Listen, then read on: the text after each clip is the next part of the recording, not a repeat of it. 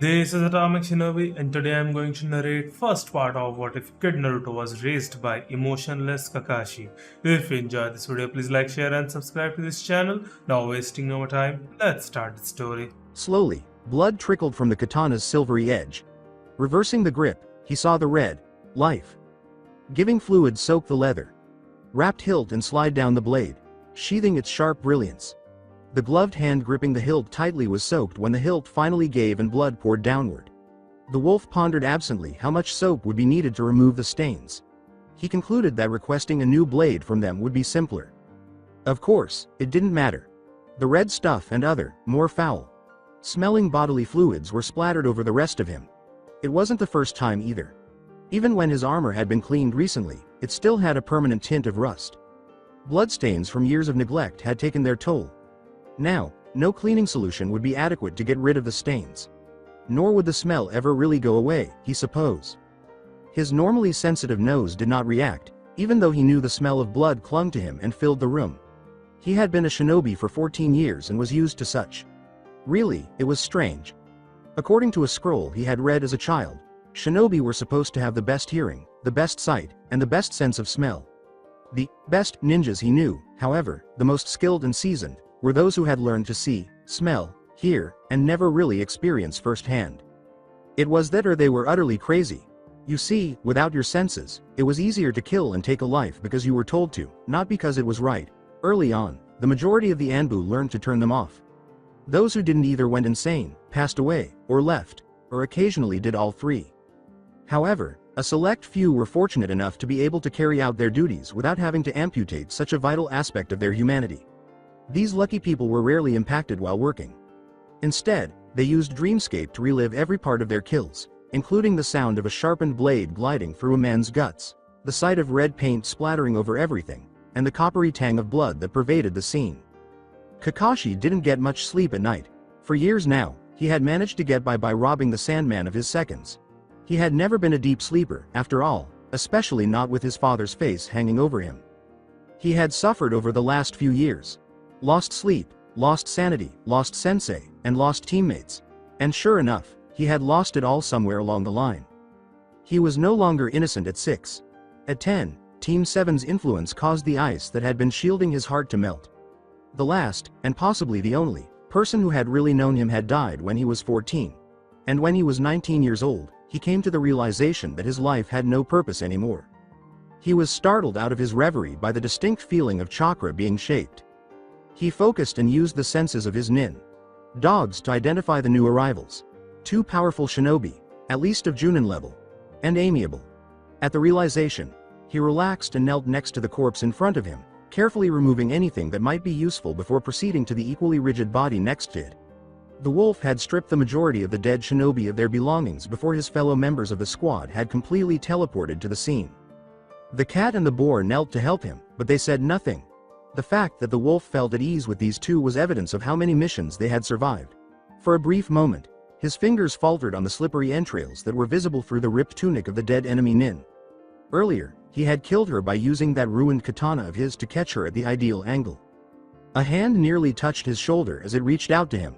The wolf, with the edge of his sword already against the other's throat, froze after spinning around with deadly grace and pinning the kunyachi to the tree. The words of a deceased idealist reverberated in his ears: "Shinobi who hurt their friends are lower than trash." A peculiar disorientation crept into his limbs, entangling them in the past.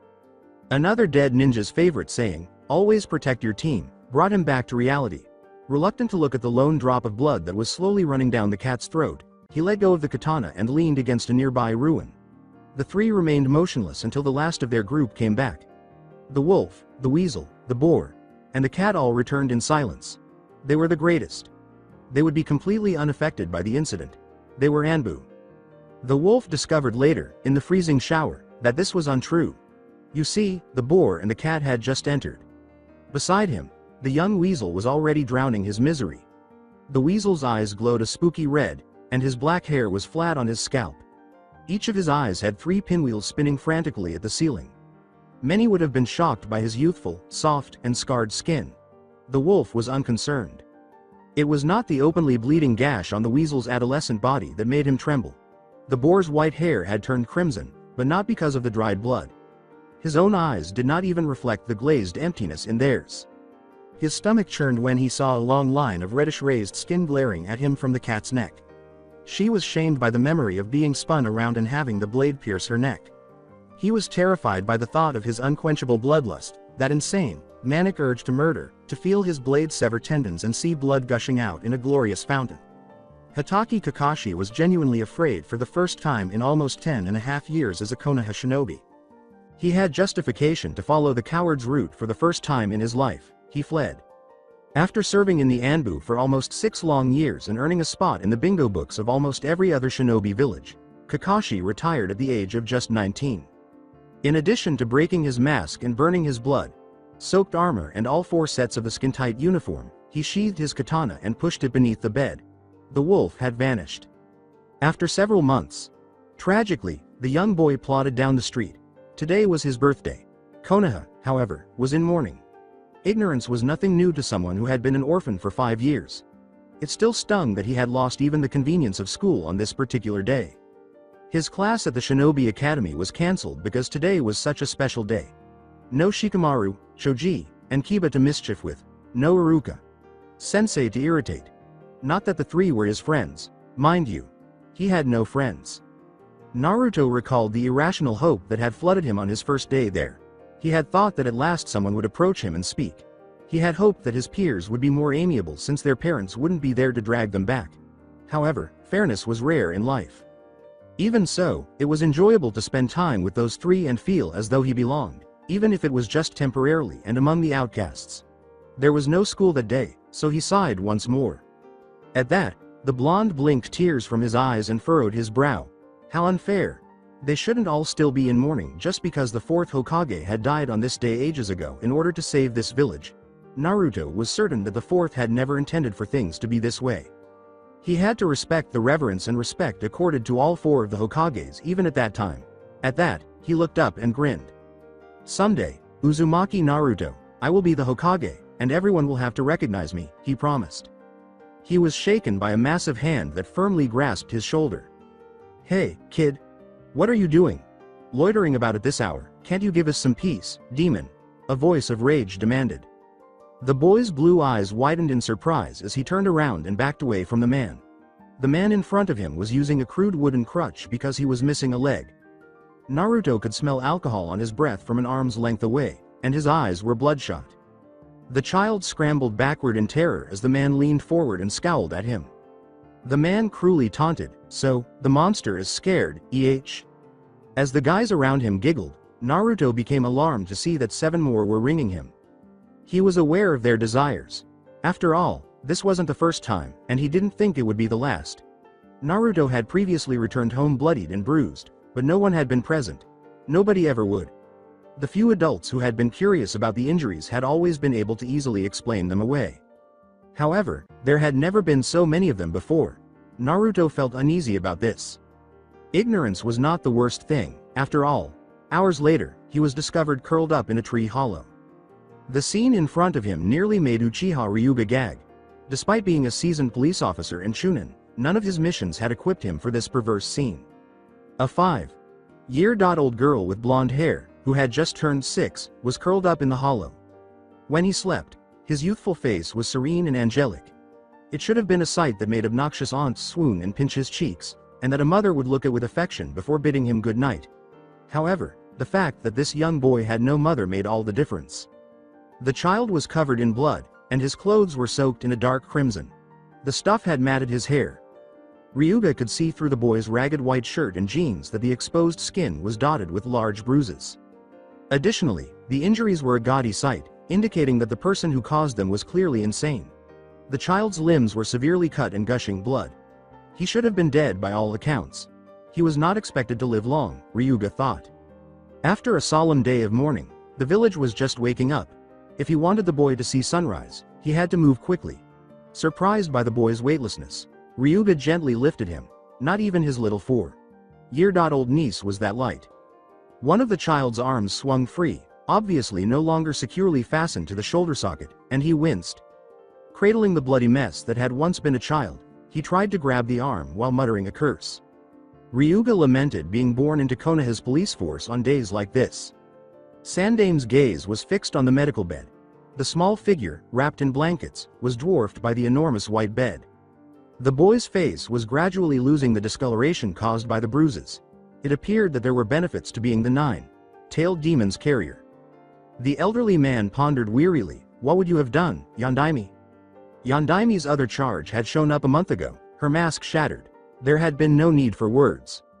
One could argue that shinobi were a necessary evil, just as the ANBU's existence was. However, both were required. One of the few secret settlements where ninjas could live a regular life, or at least experience it, was Konoha. The Hokage reasoned that this only made being a Konoha Anbu more challenging. If they weren't already dead or insane, the majority quit their jobs after a few years. At the age of 13, Itachi Kakashi joined the Anbu. And, if memory served him correctly, he had not stood in the White Fang's house for the celebration of his son's birth for 19 years.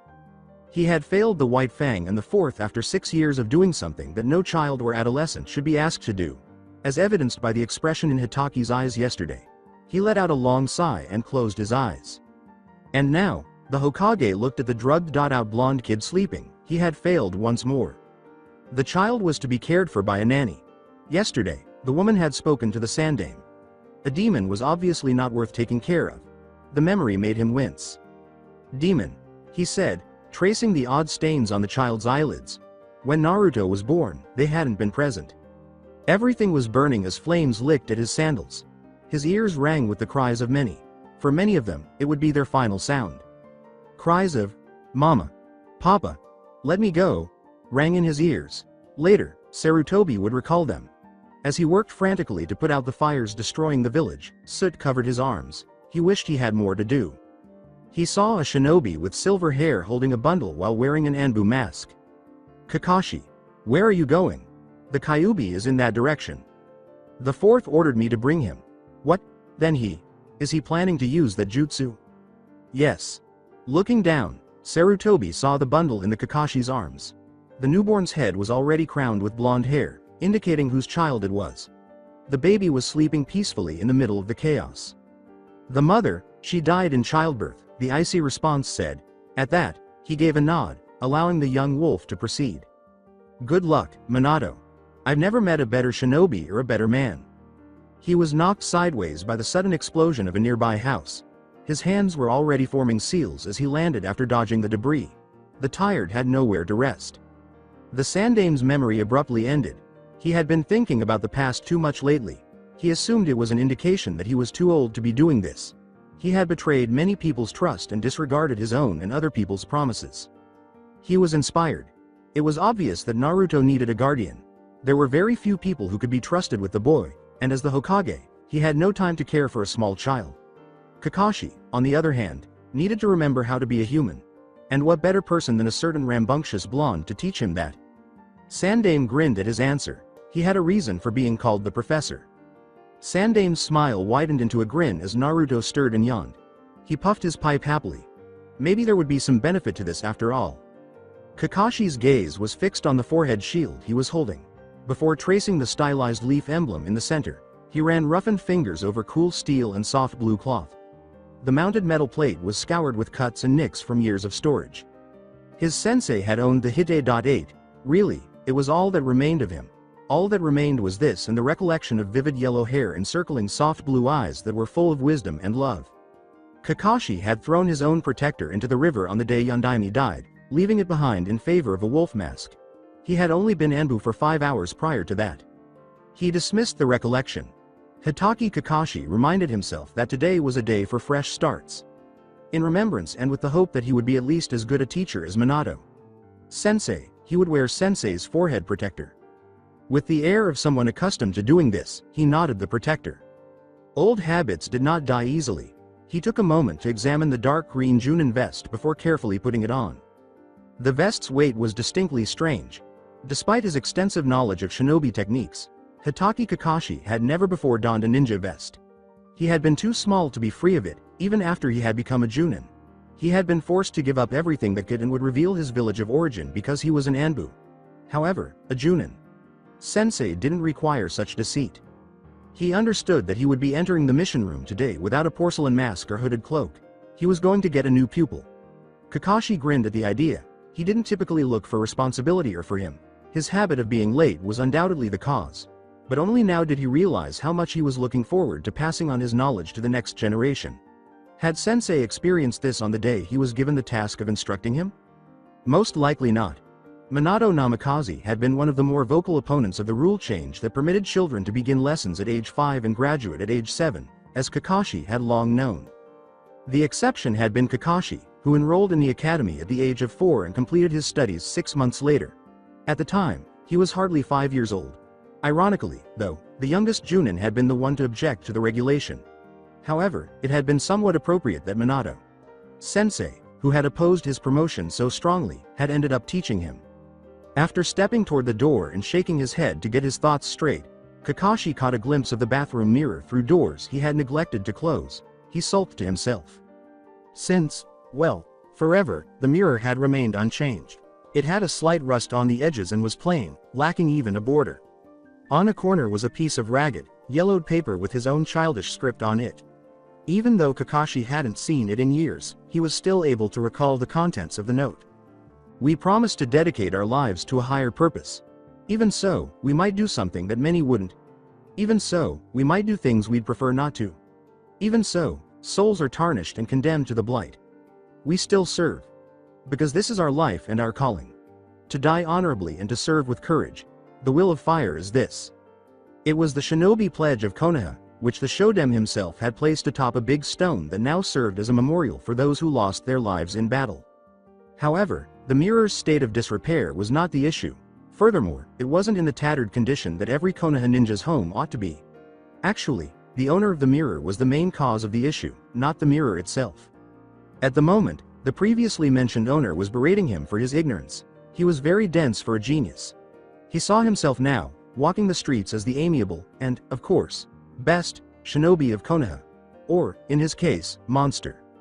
Untying the cloth quickly, he carefully positioned it over his whirling, red left eye and the horrifying scar that ran vertically across it. The unfamiliar pressure caused the Sharingan to throb horribly, and Kakashi winced. The day was going to be long, he knew. Once again running late and completely soaked, Kakashi sped through the training grounds and into the village. Still, with no trace of his former nervousness, he slouched into the mission room, looking every inch the notorious copy. Nin. By leaning across the man's table and dripping rainwater onto his papers, he dared the low-ranked shinobi to fall for the bait and gave his name to one of the Chunins. Kakashi was simply given a slip of paper by the Chunin. Come to my office and report to me. I have a unique task for you. Hokage. Kakashi looked at the wall clock and gulped at that. 9:30 was the time. The time of his meeting was set for 7:30. The Hokage himself was not the one who kept him waiting. He froze as he slowly slithered through the door. The sight of the uniform he had worn only a month before brought back memories, and the realization of what he had almost done stunned him. As he strode into the Hokage's office without opposition, bile rose in his throat and he clenched and unclenched his fingers. After his health, he hardly noticed the guard's greeting or the question. Dazed and shaken by his strong response to the Anbu, he waited for the Hokage while slumped in a corner. He started when he heard someone breathing shallowly, and only then did he realize that he was the only person in the room. Remember that shinobi rule number 25 is important, damn it. In an attempt to calm his inner turmoil, he repeatedly chanted in his mind. His hands were already in his pockets, trembling. Kakashi was once again grateful that his mask concealed his facial expressions, but his thoughts were interrupted by a slight cough and the sharp stench of smoke, and he barely managed to hide his startled jump. The voice was amused and gently reprimanded him, banishing all prepared excuses. Kakashi-kun. You're very late, aren't you? It said. Like an academy student, Kakashi shifted uneasily before gathering himself. He bowed and said, I'm sorry, Hokage. Sama, knowing that the Hokage would not ask for an explanation. Kakashi never lied to the Hokage about his tardiness, but he did lie to many others. The first and second's protege was all too familiar with the fourth's pupil's time-wasting habits. Sarutobi frowned slightly as he examined the young man. There had been too many years for the young man before him to still be in mourning. However, who was to say that 6 or 8 years was too long to mourn a close comrade and a beloved sensei? Breaking the slight tension, he said, it is just as well I suppose. Naruto-kun is likely to have just woken up. Come, follow me. and strode down a long flight of stairs and through another door. Kakashi was surprised to see that he was making his way to the guest rooms, which were frequently used by visiting dignitaries. Kakashi had previously had the honor of serving as the Hokage's guard, which required him to have a thorough understanding of the tower, but not many shinobi were granted such privileges. He had also been a pupil of the fourth. Both of them had been too preoccupied with the war after Obito and Rin died.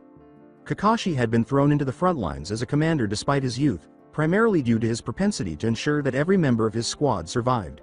Naturally, Minato had been occupied with strategies and such. After a while, the fourth had started asking Kakashi to tea in his quarters whenever they both had free time. As Kakashi thought about it, it had been a calculated move to maintain their teacher-student relationship long after they were no longer bound together by that flimsy thread. But it had succeeded. With his mind racing, he followed the Sandame. Why would a genin be in the guest rooms of the Hokage? And I recognized that name so well. A memory teasingly hovered on the brink of his awareness, vanishing as soon as he attempted to grasp it. That name just sounded so incredibly familiar. It was from one of the Icha novels, he vowed. The boy might have been the son of a prominent figure. That would account for his selection by Sarutobi-sama to instruct the boy individually. Even though Kakashi was new to teaching, he was one of the more seasoned Junin in the area. Furthermore, his reputation was sufficient to appease any aristocrat, or the son of said aristocrat. The thought arose an unpleasant possibility. The boy would probably be conceited, haughty, and, worst of all, merely pretending to be a shinobi if he were the son of a daimyo or other high official. He didn't want to make fun of a brat who merely dreamed of being a ninja. Maybe even Anbu work would have been better, but he avoided thinking along those lines. Anything at all, was preferable to being a tool, to being consumed by his work and needing to take medication in order to fall asleep without experiencing a sore throat when he woke up. Even watching a naive youngster who was well versed in ninjas and their dirty work. When the Hokage's footsteps stopped, he instinctively stopped. The third stood before one of the same brown doors that ran along a hallway close to the Hokage Tower's summit. With a single perplexed look, Kakashi complied with the Hokage's motion to hide as he opened the door. Whether in the Hokage Tower or on the battlefield, one did not merely challenge one's superiors. Hitaki Kakashi had to learn that lesson the hard way. The Hokage was attacked by a blonde blur that spun out of the room. Kakashi tensed for a moment, but then relaxed when he saw the Sandame grinning. After releasing the Hokage's legs, the boy lifted his shirt to reveal a network of healing pink scars that crisscrossed his chest. "Old man. You're finally here. I've been stuck here for ages. Can I go out?" "Huh? Come on, please, I'm fine now, see?" he said. That caused the Junin's eyes to widen. He had seen worse in himself and his fellows, to be sure, but never in a child so young. More significantly, how had the child managed to survive these kinds of injuries? This child was anything but normal. Unlike his genin teammates, Kakashi had little experience with children. And even Obito hadn't been so raucous and noisy. And this blonde bundle was happier than even infinitely optimistic Rin. The suddenly dejected tone drew his gaze back to the child. "Besides, I'm lonely," the boy remarked, scuffing his little shoe on the floor. The child was smaller than Kakashi himself had been at age 5. Naruto appeared extremely young and malnourished. Kakashi believed that he was too young to have graduated from the academy or even to be enrolled during this period of peace. The child raised his head from the ground and gazed pleadingly at the third Hokage of Konoha. Kakashi used the opportunity to examine his new pupil's face closely. With the exception of 3 faint whisker marks that ran down each cheek, it was plump with baby fat and unblemished by whatever mishap had left his chest scarred. Kakashi had an epiphany as he clearly recalled the name, Naruto. Minato yelled over the commotion, "Kakashi-kun, I need you to bring the child to me." His words, "but, sensei," were hesitant. "Go, now, we have no time," he said in a clipped tone over brief words. Still, the wolf hesitated, caught between his sensei's needs and his allegiance to Konoha. "Hitaki. I said now," thundered Konoha's yellow flash, angry at the time that had been lost. 10 more homes were destroyed and more civilians were killed every time he stood here debating. One of the best shinobi was Hitaki Kakashi. He always did as he was told. In any case, Shunin Sensei had written that on his graduation report. He was mistaken. Before he could stop them, the words escaped his lips. "He will be all alone, Sensei." In that moment, Minato Namikaze realized why the boy was so uncooperative. For a brief moment, his eyes softened. Kakashi's father had cut his own throat, preferring to die than live in shame, and his mother had died at birth. Kakashi was Anbu. For 3 years, he had been a Junin, an elite shinobi. He was still a silver-haired orphan boy in his heart, though, and he didn't want to lose his sensei or condemn someone else to his life of loneliness and innumerable rules. He was startled out of it by a distant roar. He didn't have time to tell his student that everything would be alright. The irony caused him to become hysterical. The only time Kakashi truly turned to him for solace was when he was unable to provide it. The Yondaime had gently responded, "He will have his mother," his blue eyes begging Kakashi to comprehend. The fourth turned to go after the boy gave him a single, firm nod. "How will I find you, Hokage? Sama. How nice of you, Kakashi-kun, to move on from it all." The Hokage grinned at that. "You'll know," was the somber response. Kakashi leapt to the tower of the Hokage. In the quarters of his sensei, a medic.nin kept watch over a cot. He was expecting Kakashi to quietly remove the sleeping infant from the cot. "The mother?" he asked without a word. "She's dead." He felt a brief grip of grief. The serious, solemn boy her beloved had taken under his wing had always been welcomed by Uzumaki Kushina. The boy's interference in their lives might have angered a lesser woman, but not her. She had taught him some cruel ninjutsu and taijutsu, fed him, and consoled him when his sensei was unable to. And she was gone now. In a few hours, Minato sensei would be just like that. For the 13-year-old, losing something was nothing new, and he pushed his sorrows out of his mind. He looked down at the baby's cherubic face that he was holding with caution. Did she name him? As the Chunin put it, Naruto. Uzumaki Naruto. You mean Uzumaki Naruto? I wish you luck. As he flew over the rooftops toward the flaming battle being fought, he thought, you're going to need it. It occurred to Kakashi that he had forgotten. He had forgotten, but he wasn't sure how. The boy was startled into hiding behind the third as he emerged from the shadows. He was taken aback to see suspicious eyes following him everywhere. His disguise made people fearful and gave them little reason to trust him. He had a psychological edge over his rivals, which was one of the reasons he wore it in the first place.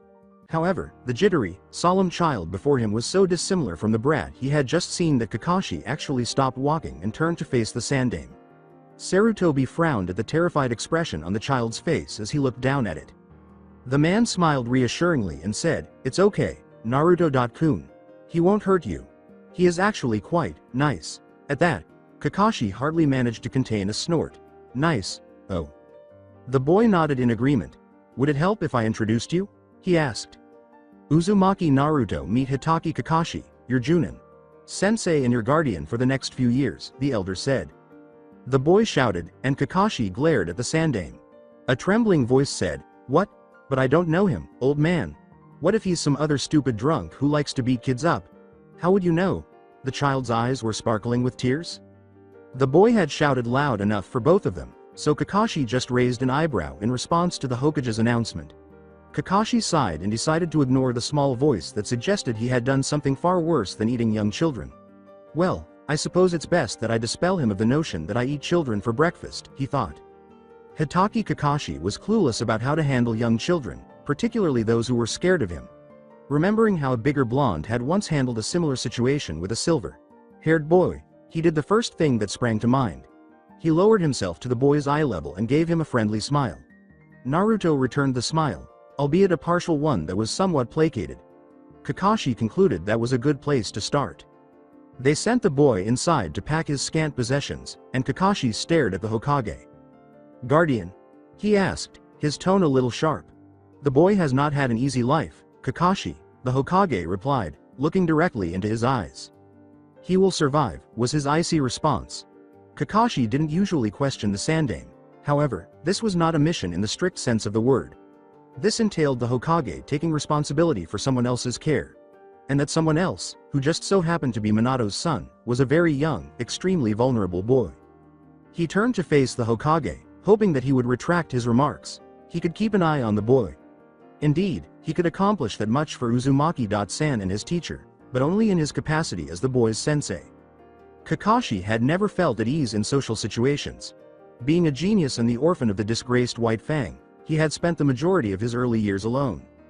He had discovered early on that people who were different were feared and avoided. He had therefore decided that he didn't need anyone else, embraced solitude, and reveled in his differences. He ignored his temporary genin teammates during the Chunin exam, snubbed Maeda Guy's constant battle challenges, frightened away the students who had attempted to approach him at the academy, and irritated his teachers by acting the distant smart Alec. Not that it had been much of a stretch. Then came Minato. Sensei. And regardless of how annoying Kakashi had attempted to be with his derogatory remarks and rude demeanor, as well as how heartless he had appeared, Minato had always remained, always providing consolation and guidance. Then Obito and Rin had shown up. With her angry blushes and mother-hen manners, one had been enigmatic and bothersome. Shinobi was not a fitting title for the idealistic whiner who had irritated him.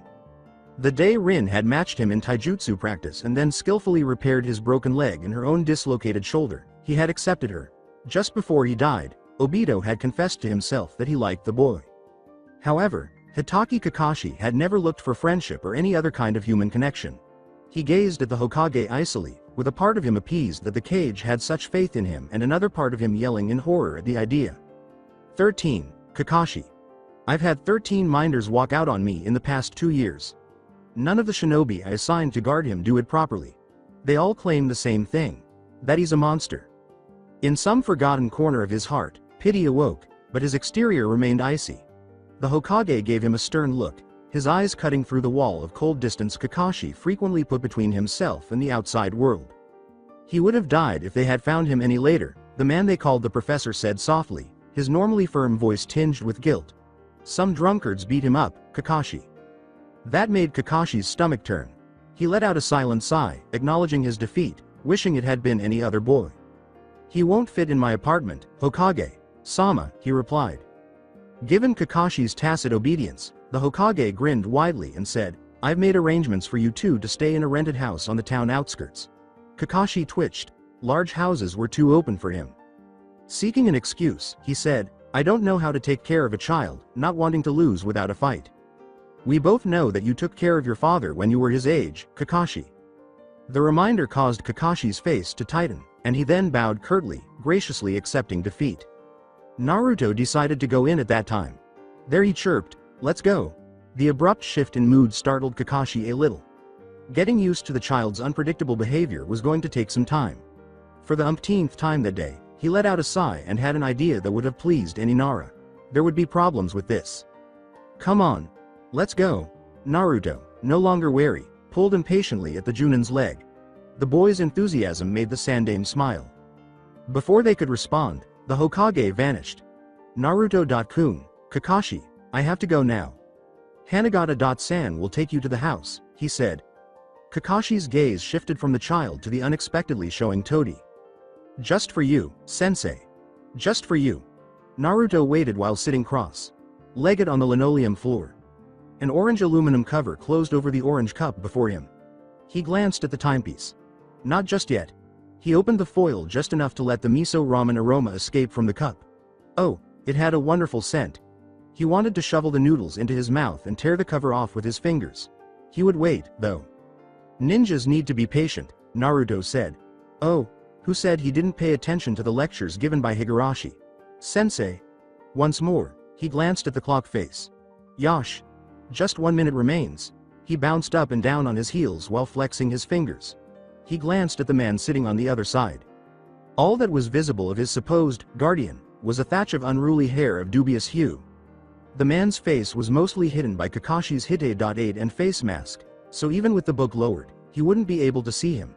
The other ninja were buried in an orange novel. Naruto realized that this was just one more peculiarity of his guardian that he needed to add to his already extensive list. To put it briefly, Kakashi was strange. The shinobi shifted abruptly, and a sound that sounded suspiciously similar to a giggle came out of him. Yes, there is no question that the man was out of his mind. Naruto was dragged to his own apartment by his new nanny, who informed him that they would remain there until he purchased a larger apartment or, as the Junin had shuddered, a house. Houses were evil, it seems. In the 4 hours they had spent together, Naruto had only witnessed Kakashi's shudder and the giggle he had just heard. He looked at Kakashi's hair after glancing at the clock. With a moody sigh, he continued to stare. Maybe the guy would move if he stared long enough for Kakashi's hair to catch fire. He glanced at the clock once more. Yosh, it was mealtime. Itadakimasu, he exclaimed, then dove into the big cup and stuffed as many noodles as he could into his mouth. With his heart still pounding from that startling shout, Kakashi lowered the book slowly. Kakashi had encountered psychotic geniuses, seasoned assassins, various monsters, and a certain Iwamagakure man who had a penchant for blood. However, he had never before had to watch a 6-year-old attempt to remain motionless for 5 minutes. Additionally, he had never witnessed anyone eat with such zeal, not even the Akamichis. Keeping his gaze fixed on the terrifying scene before him, he cautiously reached for his own ramen cup. The mask was too uncomfortable to wear at home, so he instinctively pulled it down. He took the chopsticks and ramen cup and started eating slowly, relishing the opulent pace.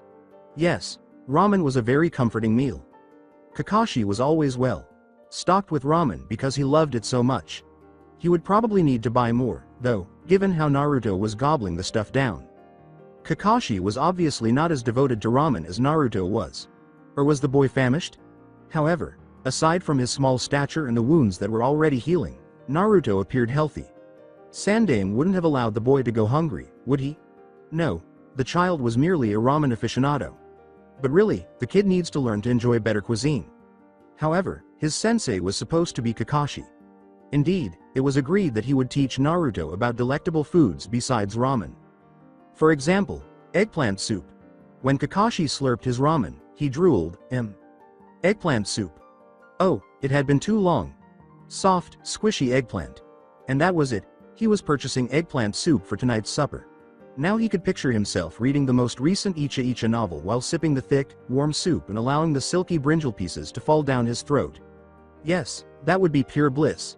No missions, no memories, no nosy people, no shriek to break his paradise.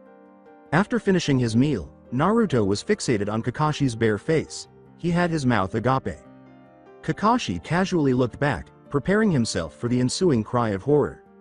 What? How come you look so young? What did you do? Use some ninja thing to look younger, is it? Said Naruto. Kakashi gave Naruto a foolish blink. He calmly stated, I'm 19, which infuriated the child with his demeanor. As he jumped on top of the table, the boy exclaimed, What? But you have gray hair. How can you be my nanny, or my sensei? You're too young. Kakashi, tired of the argument, said bluntly, I'm a Junin. He had no idea that a full workout was more exhausting than little children. The boy leaned toward Kakashi's face and squinted at the older boy, saying, What, are you sure? Ha! I bet you're lying. You're probably just some Chunin who's trying to act cool. At that, Kakashi snapped. Dangerously, his Sharingan flared. His age was the one thing about which he had always been sensitive. I've been a shinobi since I was 5. I killed a man for the first time when I was younger than you are now. If you have any complaints, tell them to Hokage Sama, though I doubt he'll do anything. The truth is, Naruto, that no one wants to take care of you and neither of us had a choice in the matter. So what do you say we try to cooperate and make this easier for both of us? He said incessantly. Fear began to seep into Naruto's heart as he gaped at the shinobi before him. The aura of the ninja was one of cold death. Naruto watched in horror as the scar that had been cut across his eye captured his attention. He was drawn into the hypnotic depths of the swirling dots in the Sharingan eye, which helped him to forget the traumatic event that had brought him into Kakashi's custody. All of this was unknown to Kakashi. He didn't want to frighten the boy. He just wanted to explain things to him. Besides, kid, what gave you the idea I'm your nanny? I'm your guardian, but it's not like I had a choice. I don't want to take care of you. He spoke quietly. Naruto made a tiny sound that resembled the sound made by his youngest nin dog after its parent was killed in combat. It took Kakashi a while to realize he was speaking to a 6-year-old. As he had previously mentioned, the child in question also struggled with trust. A sneaky voice murmured in his mind, Shit, so much for being non-threatening Hitaki. It's likely that you've permanently frightened him. Well done. You failed your first mission since leaving the Anbu in 4 hours. Perhaps you should have just continued killing people. Isn't it more in line with your style? The voice went on. That made him feel guilty, and he was glad of it. However, one could assume that he wasn't really to blame. The majority of children had typical childhoods. Their parents had provided them with comfort, education, and shelter. In the playground, they had pals with whom they could play, joke, and fight. As far as he could recall, Kakashi's only parent had been a vegetable who had relied on him to survive. Seeing the once tall and proud Hitaki Tsukumo turn into an emotionally unstable psycho who had frequently attempted to kill his only son had crushed his heart and hardened any tenderness his 7-year-old Chunin self might have had. Fortunately, the renowned White Fang's abilities had vanished along with his cunning. Nevertheless, there had been a few fortunate misses, Kakashi thought as he rubbed an old scar on his left forearm. Like when he'd woken up and seen his father standing with a kitchen knife over his bed. Something about killing stone nins had been mumbled by him. Kakashi was certain that Kami-sama was unaware of the reason behind his belief that his own son, Nin, was an enemy. However, he had returned from a mission that involved spying on stone activities, and the Hitaki clan was well known for their ability to track things down. Oh well, I guess I'll have to ask my dad about that when I see him. He'd never had friends, anyway. The majority of children had many friends, however, as was previously mentioned, he had always been a recluse. Shame, guilt, and regret had been his only constant companions. His father had also been plagued by these three emotions. Speaking of a typical upbringing, Kakashi was unable to have one. Childhood had never existed for him. Therefore, Kakashi's actions should be forgiven in light of the situation. Theoretically, he was aware that 6-year-olds were children.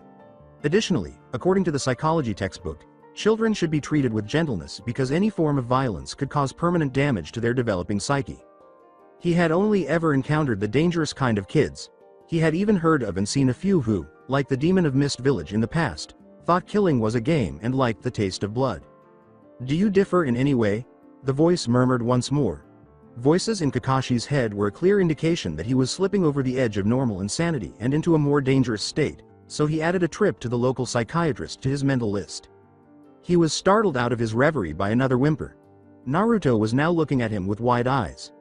His lower lip was being viciously bit, and his blue eyes were staring at Kakashi's Sharingan in disbelief. The boy flinched and stumbled backwards, his chest heaving as Kakashi reached out without thinking. He gazed blankly ahead while tears ran down his cheeks. They laughed all the way as they surrounded him. His stomach protested and his head reeled from the scent of sake on their breaths. Out of fear, he brashly demanded, "What do you want?" The first man asked, "Feisty, is he?" Another person laughed and said, "Well, we'll just have to teach him who's in charge here, won't we? So how shall we start? His fingers perhaps, we should make it so he can't bend them anymore." Their taunts made Naruto shudder, and he blinked back tears that threatened to fall. What were they seeking? They never explained the reason to him. And the beatings and the hot glares were not as painful as that. He begged, "Why? Just tell me why. Because you don't belong here, Bakemono. Nobody wants you. We don't want you here, get it?" That made him clench his fists. All it did was make the drunken men burst out laughing once more. Boy, have you heard the story of Little Red Riding Hood? Naruto gave a numb shake of his head. He had never heard stories from his nanny. She only came to make him ramen in the morning and then spent the rest of the day talking on the phone. Once, when he was younger, the nannies had been nicer. Hokage, the elderly man, had also paid him more visits. However, they largely left him on his own now that he was enrolled in school. It still hurt, and nobody ever explained to him why. His thoughts were interrupted by a man's ominous voice. The question reappeared, "So you don't know the story, do you?" "No," he said resolutely. At that, the others approached. "Oh ho, seems like this little demon's not scared yet. Perhaps it is time we stop playing around, guys," they said. The first man approached Naruto more and more until he was standing directly next to him. "I shall first break your fingers, all the better to hear you scream," he said. Searching for a means of escape, Naruto gazed up at the night sky. But there was no tree branch to help him escape, no rooftop to jump onto. He'd have to deal with them. Naruto scowled at the man closest to him while hunching his shoulders. "Why look at the filthy little brat glaring at me? I'm shaking, guys." The final man declared, "It's time." He was not like the others. All of them were inebriated, a little disoriented, and their eyes were glassy. But this man stood tall and straight, sending shivers down Naruto's spine. Despite the shadows covering his face, he spoke in a sober and firm tone. There was a happy, manic sparkle in Naruto's red eyes. Crude clubs raised, the drunkards advanced. Naruto's eyes were only able to focus on those red orbs that seemed to drown him as the first blow came down. Anguish erupted as another. Kakashi gave the boy a violent shake. Adrenaline was pumping through his veins, causing his tiny chest to heave violently and his breathing to become shallow. Even though his eyes were terrified, they were no longer fixed on him. Kakashi seized the boy once more and gave him a violent shake that caused him to break free. With a violent awakening, Naruto looked around with his blue eyes. The boy began to shake uncontrollably as he glanced back at the Sharingan. This time he moved quickly, taking the Hite.8 from the table and using it to cover his scarred eye. The boy clearly calmed down, demonstrating that the Sharingan was the cause of his agitation. That made Kakashi sag with relief. At least the boy hadn't been agitated by anything he could do. He reflected guiltily on his words, thinking that anything he could do would be helpful. He had said something that had frozen the boy and brought back a painful memory. Kakashi was pretty sure the scars he had seen earlier in the day were connected to memory. The boy was generally happy, after all, based on the files Sandaime had given him, too happy, as his past actions have shown. It was unsettling to witness a child who was so vibrant, over ramen, of all things, just moments before being reduced to the shivering rubble on his table. It was simply incorrect. In an attempt to calm the boy down, he extended his hand once more. Kakashi's touch caused Naruto to scramble backwards once more. He was afraid. Kakashi stooped and held back a sigh. He attempted to persuade the boy, saying, "I'm just trying to help." He received no answer. Kakashi briefly closed his eyes. "I need your help, sensei." It was not a memory of sunny blonde hair and gentle blue eyes that rescued him. Rather, his senses were overwhelmed by Uzumaki Kie's red hair and warm brown eyes. Like father, like son. Naruto prefers pink-haired Sakura, while Yondaime preferred red-haired Kie. After his first assassination, he recalled her gentle voice urging him down the tree. While he was crying in her arms, she had reassured him, "It's all right, Kashi-kun. It's all right." She was one of the few people he had trusted enough to let go of all pretenses in front of, and it had been one of the few times he had truly allowed himself to let go. However, she had passed away, and he was needed by her son. Kakashi fell to his knees once more and inhaled. His only decent pair of sweatpants were soaked by the spilled ramen soup, and he winced. However, washing clothes was a lot simpler than, say, soothing a young boy who was afraid. He called forth her voice once more. He whispered to the boy, "I'm not going to hurt you," his eyes dark with emotion. Unexpectedly, Naruto reacted to the tone. He stutteringly said, "But you said. I said? You said you didn't want me?" The boy's cries were so pathetic. Kakashi scowled. This lack of knowledge did not sit well with him. Intelligence was the most crucial factor in any mission. If you didn't have it before the mission, you went out, conducted some reconnaissance, and obtained it on your own.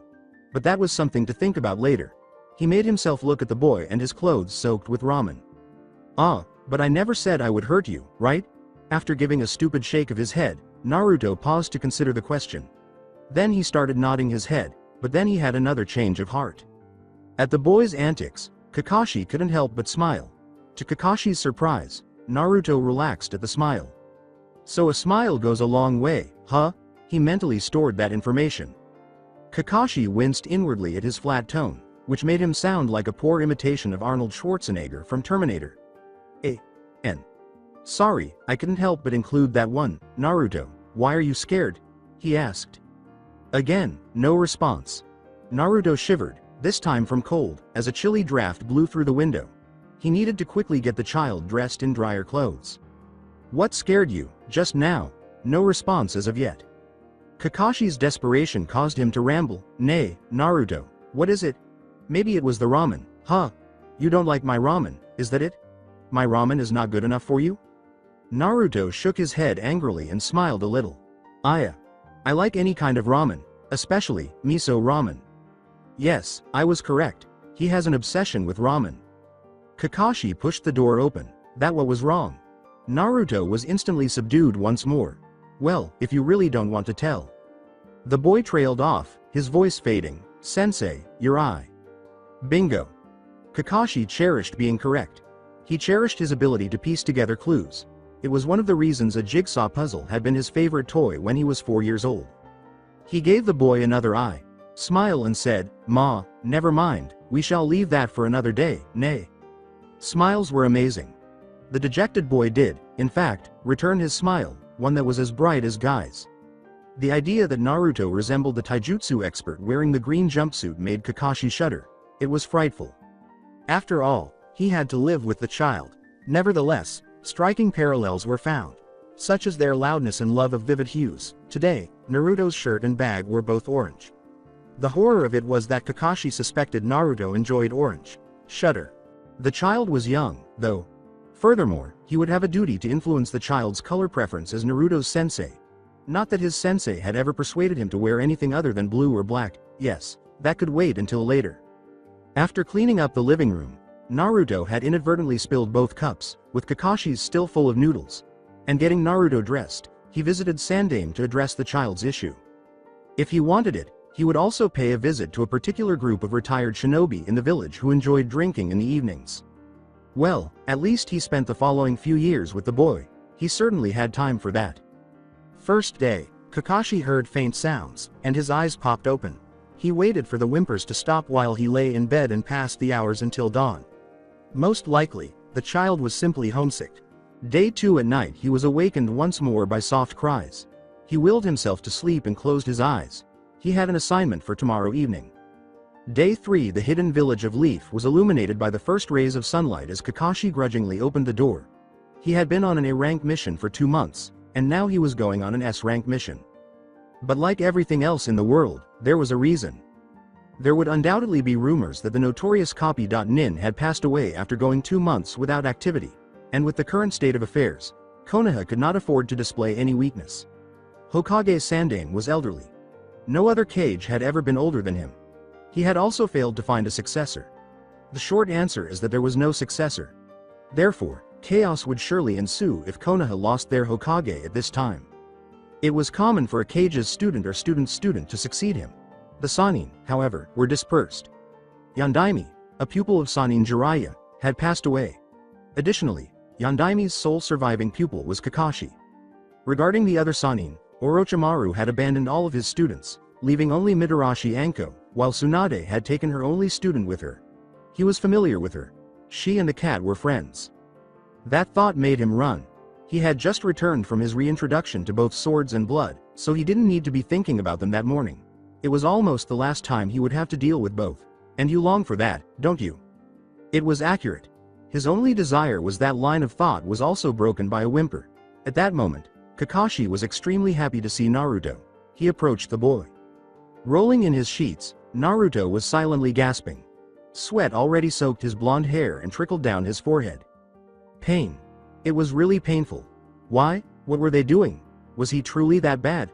What did he ever do? His thoughts were interrupted by a voice. Yes, little monster.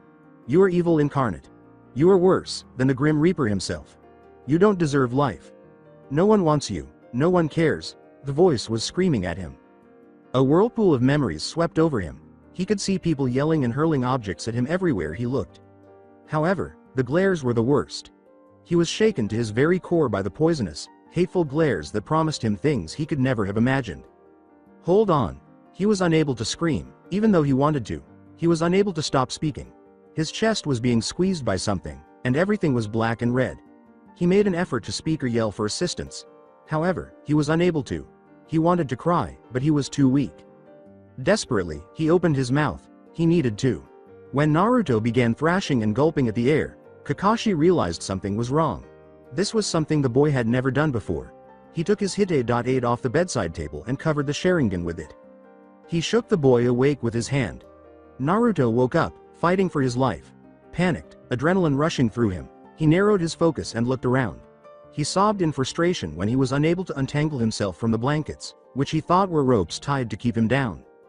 Kakashi put a firm arm on Naruto's shoulder with a gentle reach. That made the boy jump. His eyes were fixed on Kakashi, and he couldn't tell friend from enemy. For a long time, blue eyes glared into one black one. Finally, a little unnerved by the intensity of the boy's gaze, Kakashi uttered, "It was a nightmare." His eyes were so ferocious, like a cornered wild beast, but he had stared down cold-blooded maniacs before without flinching. Maybe there was still the Kyuubi inside. No, he didn't want to follow the idea. Naruto was Naruto. To put it simply, he was a 6-year-old boy. He could be the container for Kyuubi no Kitsune. He was still Naruto, though. Furthermore, Kakashi had serious doubts that any yokai would consume ramen in such a manner as the child did. Just a nightmare, it was so real, you fool, there. You see? He's only a young boy. Really? How do you know, too? Are we suddenly experts on yokai? Disregarding the voices in his head, Kakashi made his way to the kitchen. He poured a cup of warm water from a flask he kept for such occasions and uncapped it. He offered the boy the cup and said, "Here. It'll help clear your head." After accepting it in silence, Naruto drank the water. He drained it and handed it back to the Junin, who silently put it back on the shelf in the kitchenette. "So, want to talk about it?" Naruto gave a headshake. "Cat got your tongue?" Petulantly, Naruto questioned, "Why are you so concerned?" This time, Kakashi did not respond. Both of them looked everywhere but at each other as they stood silently. At last, Naruto looked at Kakashi and let out a gasp. Kakashi scowled at that.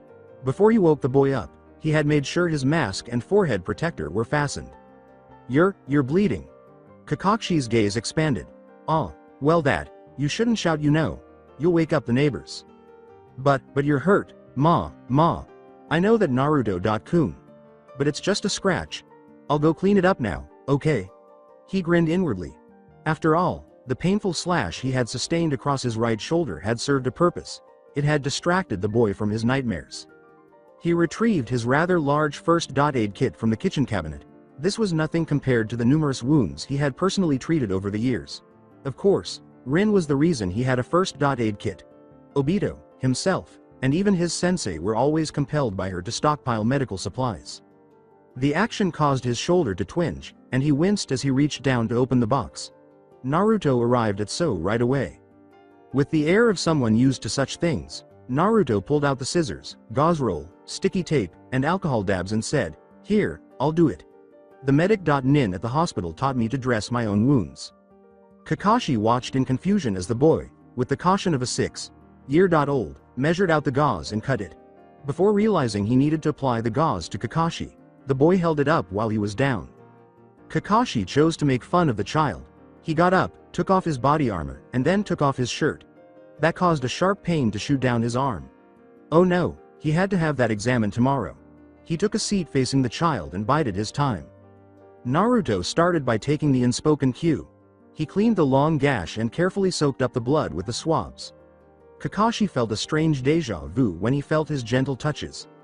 As Rin cleaned his wounds, he could practically hear her berating Obito for being irresponsible. By this point, Naruto was wrapping the shoulder. After finishing, he attempted to hold the bandage in place while simultaneously attempting, in vain, to cut a piece of medical tape. At the boy's comical attempts, Kakashi felt a smile tug at his mouth. Finally, he extended a hand to secure the bandage. The patient was apparently forgotten as Naruto glanced up at him. The child flushed when Kakashi arched an eyebrow at him. As he cut and applied the tape, he yawned. "Well, I suppose it's time for you to go back to bed," Naruto exclaimed, but it's already morning, between two enormous yawns. Kakashi gave a headshake. Naruto sulked. Before the boy could object, he lifted him up and placed him on the little futon. Imagining a long soak to relieve his now ached shoulder, he turned to go.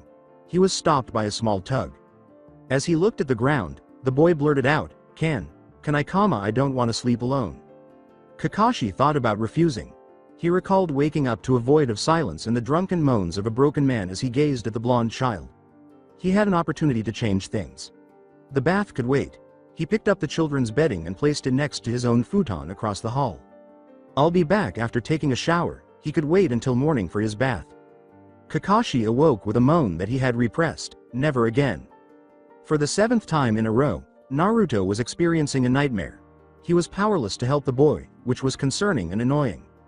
He padded to Naruto's futon across the tiny apartment. As it fought against imperceptible bonds, the tiny form tangled in the sheets made distressing noises. Kakashi roused the boy with a shake. "Nightmare?" he asked the boy, who was still trembling. Naruto just gave a nod. His voice was untrustworthy. "Water?" Kakashi offered as he always did. Kakashi headed for the kitchenette after the child nodded once more. He watched the shivering boy while he got Naruto his usual cup of water. Despite the humid night, Naruto shivered and pulled his blankets around him. After giving him the cup, Kakashi warned the boy to use caution because one of the cups had been broken this morning. Knowing the answer to his question, he asked softly, "Want to talk about it?" The boy looked down at the ground. His silence was interpreted by Kakashi as dissent. He let out a frustrated sigh, then picked up the boy's blankets and crossed the room. He knew Naruto was behind him without even looking. For the past week, this had become a nightly routine. Despite always sleeping on the other side of the hall, Naruto eventually fell asleep with Kakashi by daybreak. It was something the Junin had long since accepted. Since Naruto had been wary of him since the first day and what he had called the Ramen incident, he was honestly shocked that he appeared to be able to keep his demons at bay. A quiet voice said, "Sorry," and Kakashi turned. Naruto said, "I apologize for all the trouble." He rambled, not knowing what to say in such a situation. "It's nothing, Naruto-kun. Besides, you're not the only one to have ever had trouble sleeping, you know?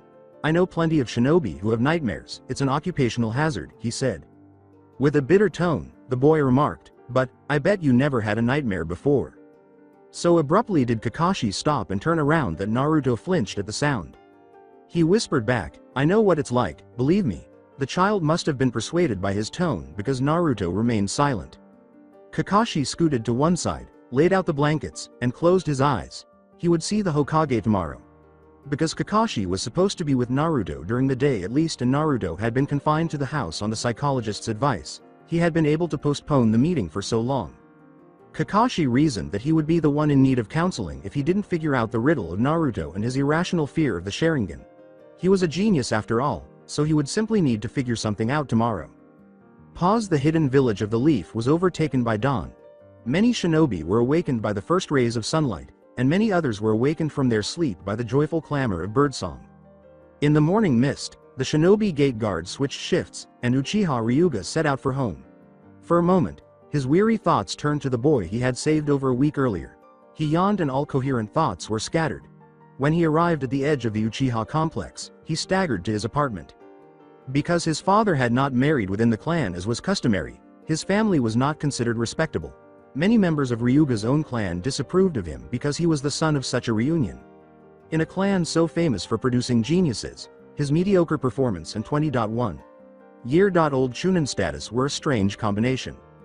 To each his own, I suppose. Entering the small apartment, he kicked open the obstinate door. A washing machine had clothes drying above it and dirty clothes in a basket on one side. There was a small stove next to the machine, and a multi-purpose table in front of it. His only luxury, a boombox, was to the left of the table. He turned it on and listened to the music. Oh. Ryuga went into the bathroom and took off his perspiration. Stained clothing. Patrol and guard work was exhausting, but it was also mind-numbing. For extended periods of time, a shinobi had to remain highly aware and attentive. Ryuga took the village's safety and security very seriously, even though many ninja had fallen asleep at the guard posts. He may not have been among his clan's most distinguished or esteemed members, but he was a Uchiha and had always upheld its ideals. By this point, the tub was filled with warm water, and he sank in, groaning with pleasure as the hot water relaxed his tense muscles. He fell asleep. There was another shinobi stirring halfway across Konoha. His late father had irreparably damaged the reputation of his clan, which had never been much to brag about. He wasn't very respectable either, and this ninja was the only one left in his clan. But he was brilliant. His life probably would have been different if he had been born into the former's clan. He was certain, however, that it would have been considerably darker because the Uchiha valued and took advantage of boy geniuses. For starters, his nightmares would have been even more horrific and bloody than they already were. The brilliant shinobi had just woken up from the nightmares mentioned earlier. Kakashi had long mastered the art of sleeping soundly, unlike his blonde charge. For a field shinobi, it was a very important, if not essential, skill. This time, he woke up abruptly and stiffened at a presence next to him. His sleepy mind was filled with memories, and he relaxed. He paused, staring down at the boy's face.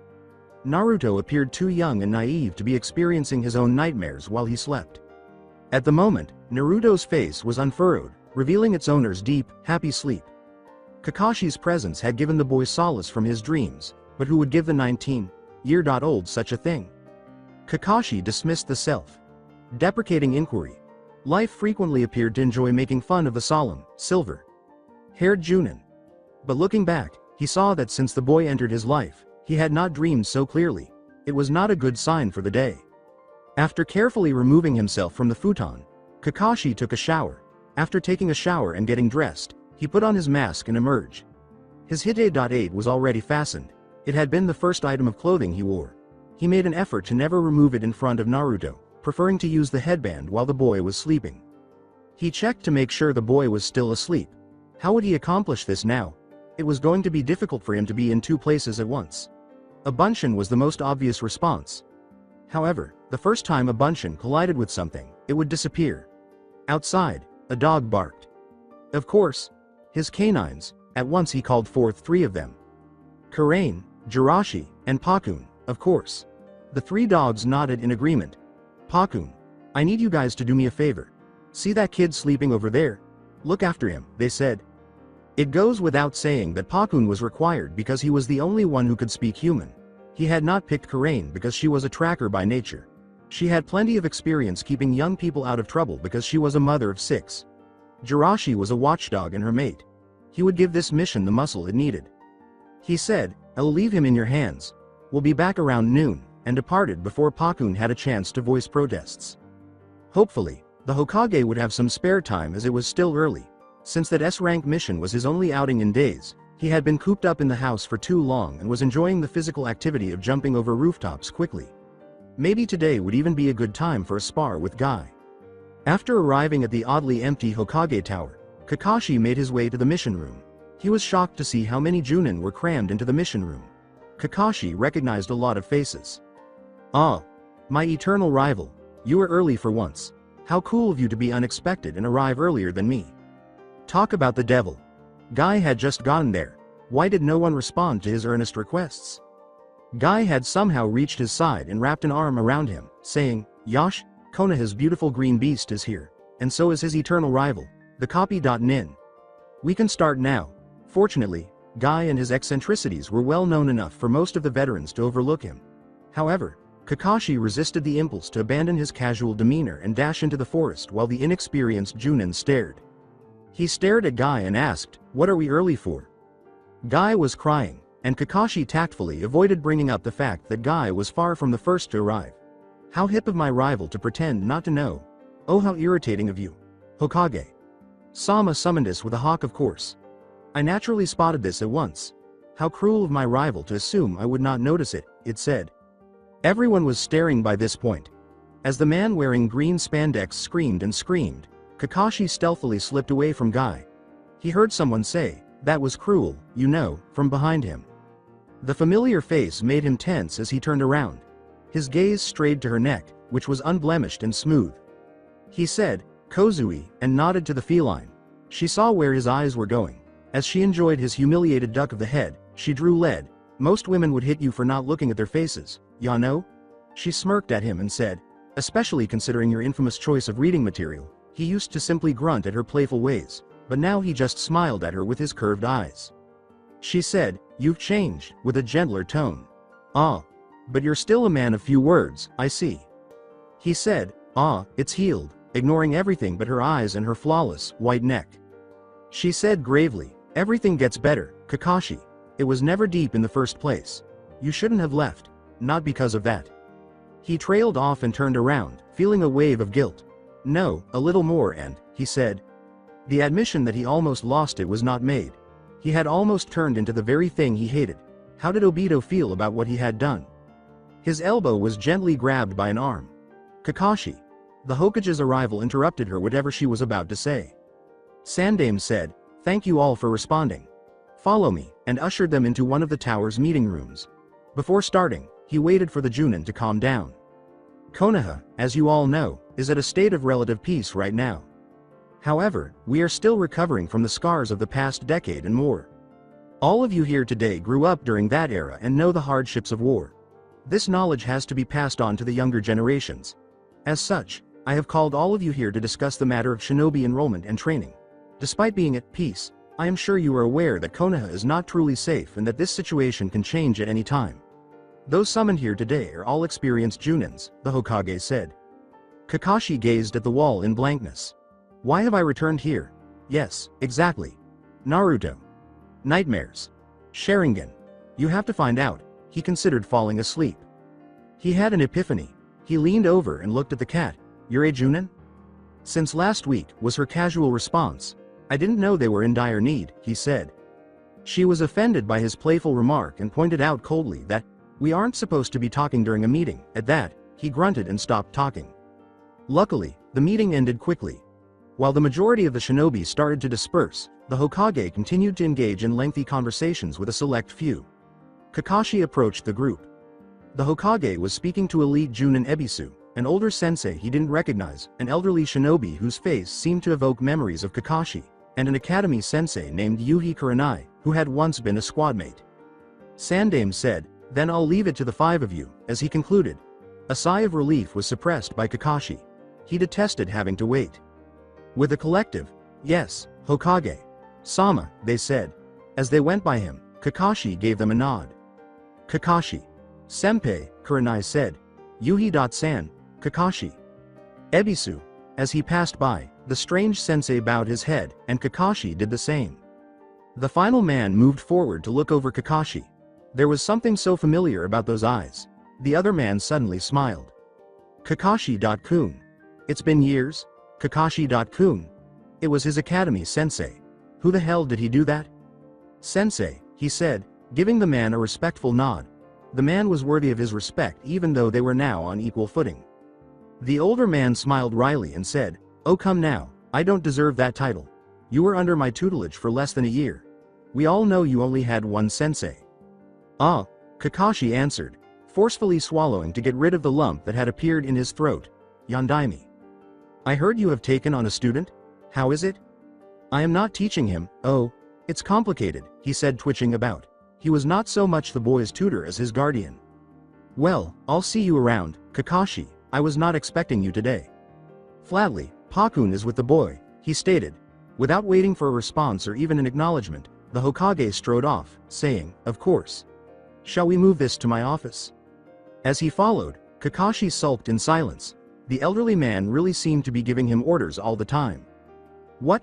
Why am I not feeling well today? For crying out loud, you moron, he's the Hokage. He orders you around, of course." When Kakashi reached the Hokage's desk, he glanced up at the photographs. His chest began to ache familiarly as he recalled the location's previous appearance. The past would have to wait for the present, so he brutally suppressed it. He got right to the point. "Hokage Sama, what exactly happened to him?" After that lecture, he had no desire to engage in small talk. Sandame gave Kakashi a look. Astonished by the rage and protectiveness in Kakashi's voice, he examined the man. He forced himself not to smile. He occasionally caught a glimpse of Tsukumo in the boy. He was beaten up by a group of retired drunks. You already know that. Yes. But he was thoroughly shaken at the sight of my Sharingan. He seemed to recognize it and knew to be afraid of it. I do not have an explanation for you, Kakashi. But a Chunin, by the name of Uchiha Ryuga, was the one who found him.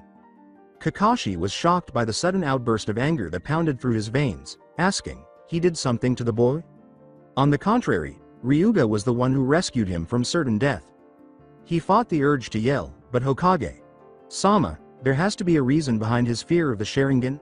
Hitaki Kakashi pondered whether Naruto had some kind of supernatural control over him for the 8th time in a row. There's something about the boy that makes me want to keep him safe.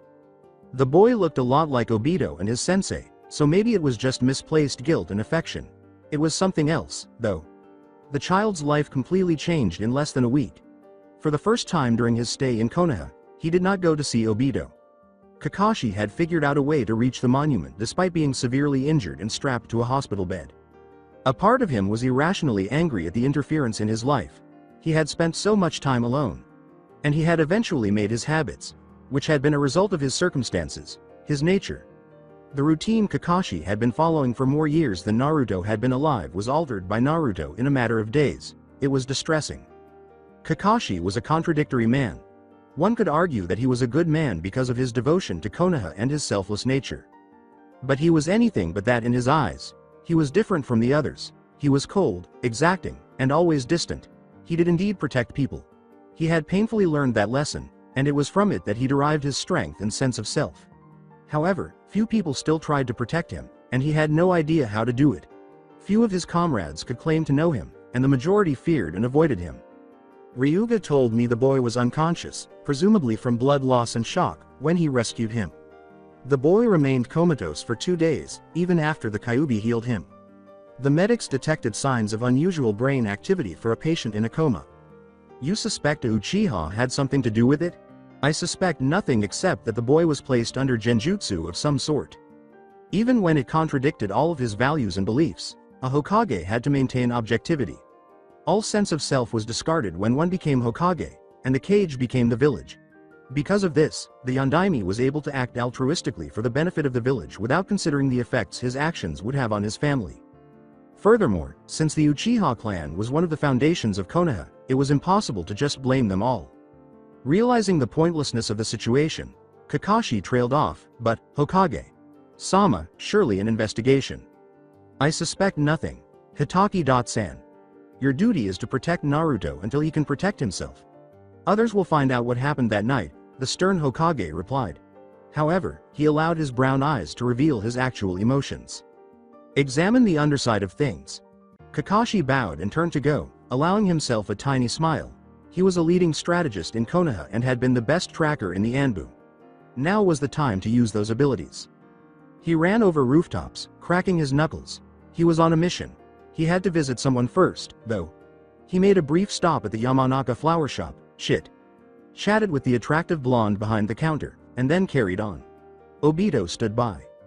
Kakashi observed the boy as he wrote. Although the last 3 weeks had been difficult for them both, they had learned a lot. Other than his frequent missions, he had not been spent so close to anyone.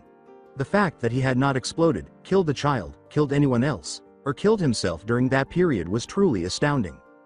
That voice in his head gleefully cackled, "You're going soft." Kakashi gave it a mental eye roll. He wasn't softening, he was simply. He was startled by a sudden crash.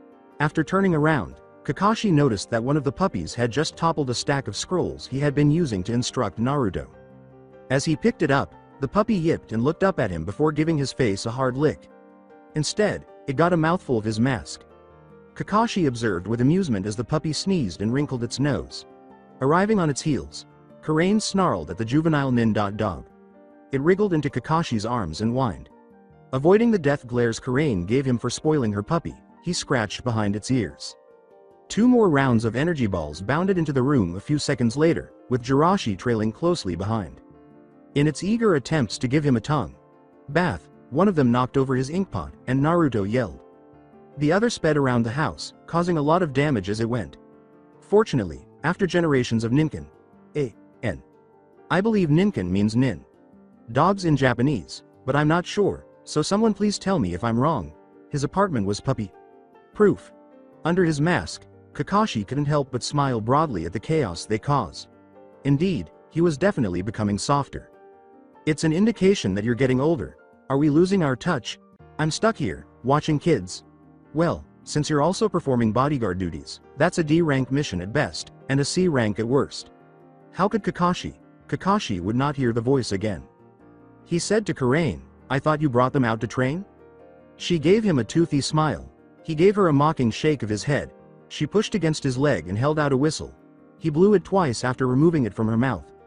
The dogs instantly stood at attention even though the sound was inaudible to the human ear. Karain gave him a proud look. She and Jirachi had successfully taught the puppies the first of many necessary commands. The first step was to learn to obey the whistle, but eventually they would be able to talk to him in their minds.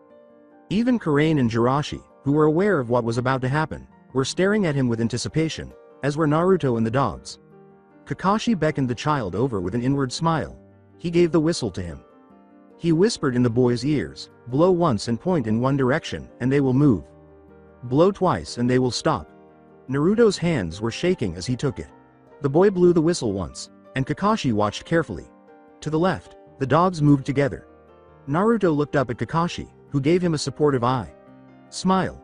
For the boy's own safety, he wanted him to learn how to work with the dogs. After all, Kakashi was a pragmatic individual. He was firmly rooted in reality, even though he appeared detached from life and all of its everyday aspects. There was danger for Naruto. He had his share of people out for his neck, as was the case with any seasoned shinobi who achieved great success.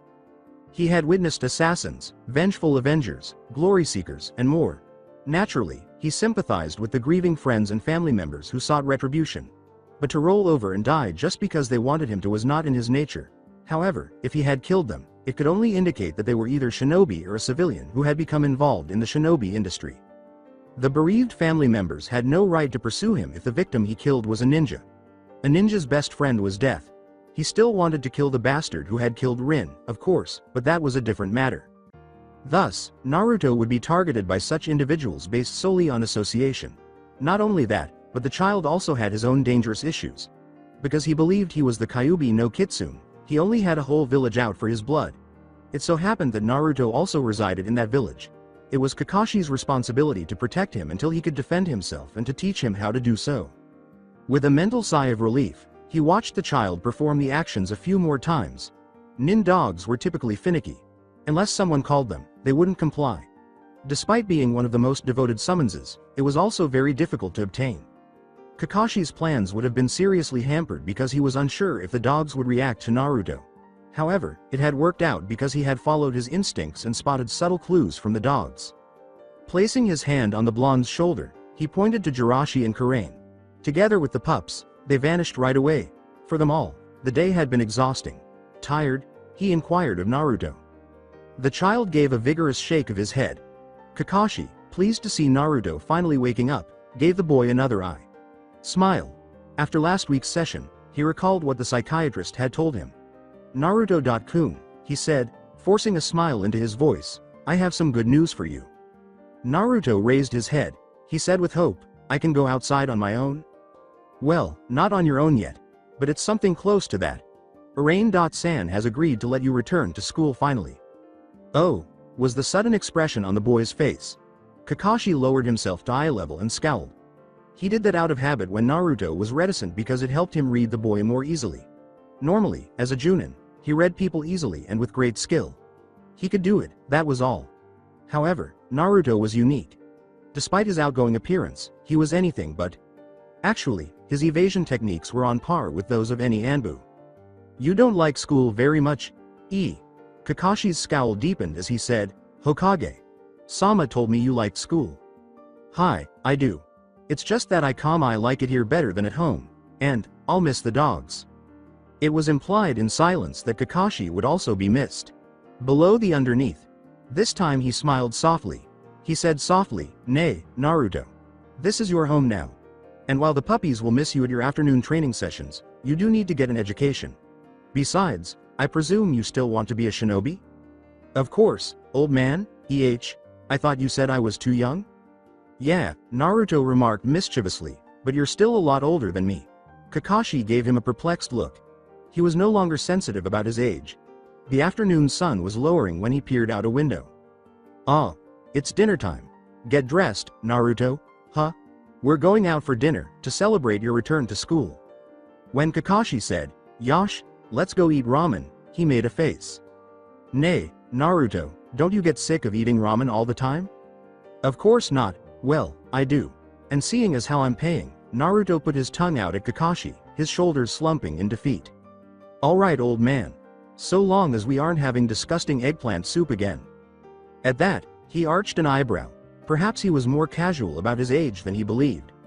His eating habits, on the other hand, weren't particularly in line with Naruto's. On his first night here, the child had spit out the eggplant soup after taking a sip.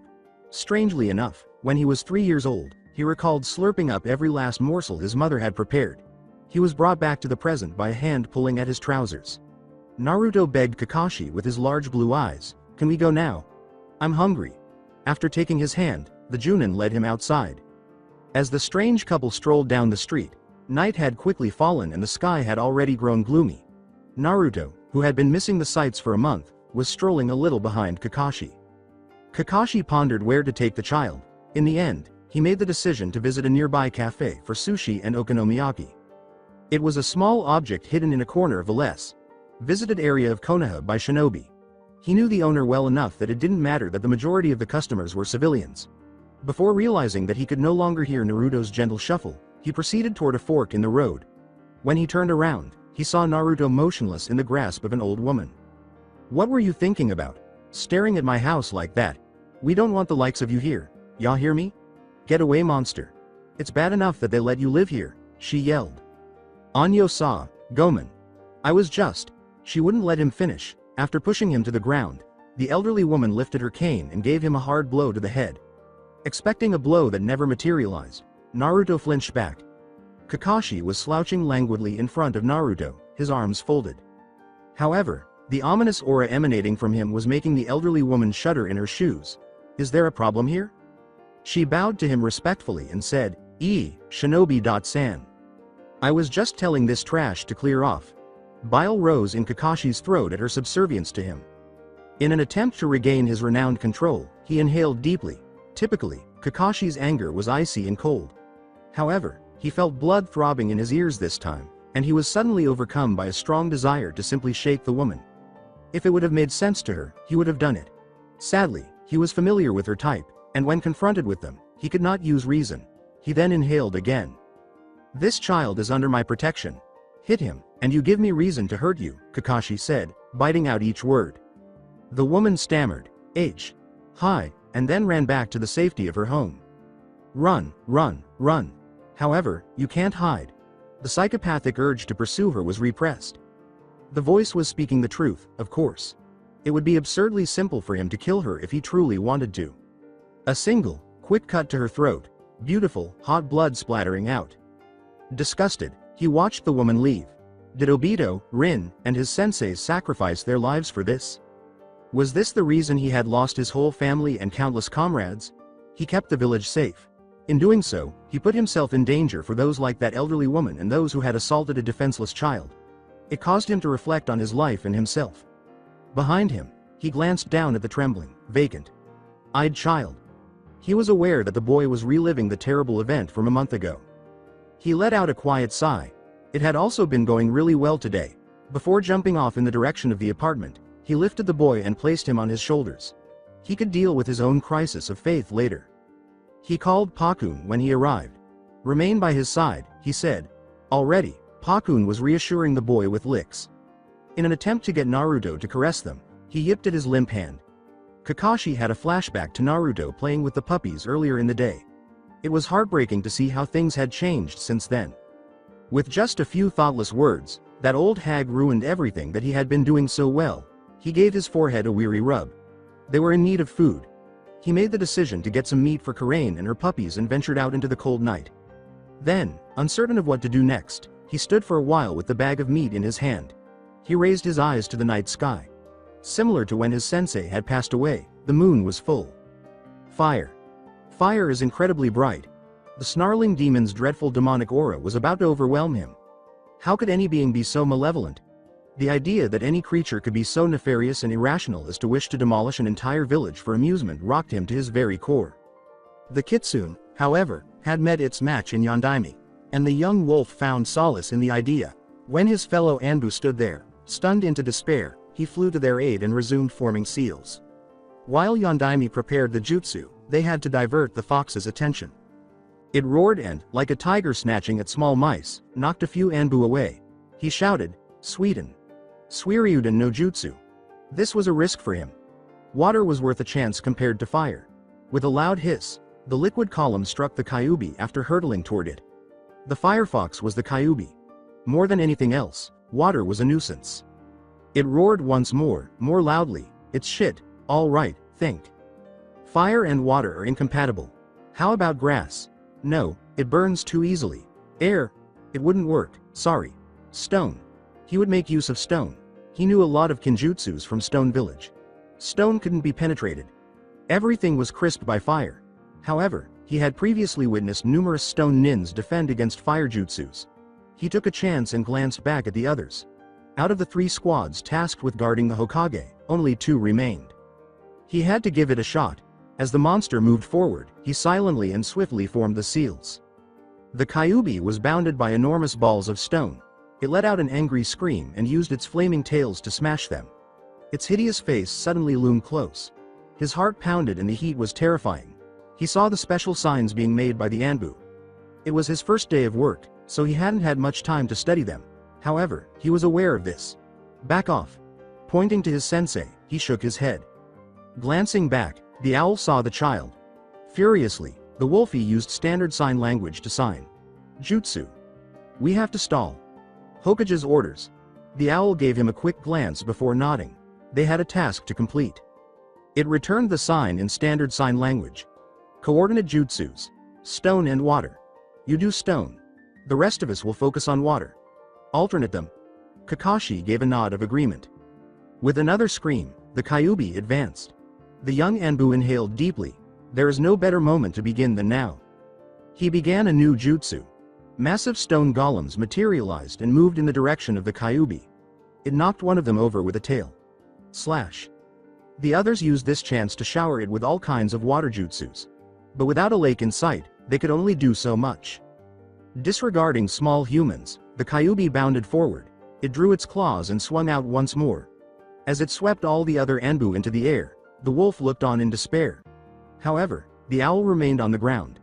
As Kakashi's brilliant mind worked, his eyes darted wildly. He needed to take action.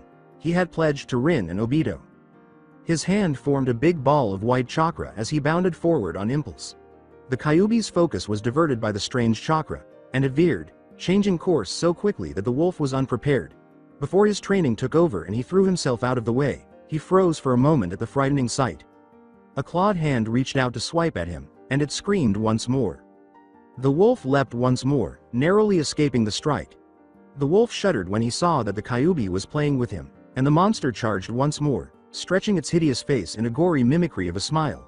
He was doing another jutsu when he felt fatigue creeping up on him. There was hardly any chakra left in him. The Kyuubi abruptly vanished from sight. The whisper of air above him was his only warning. He leapt out of what looked like a shower of meteors.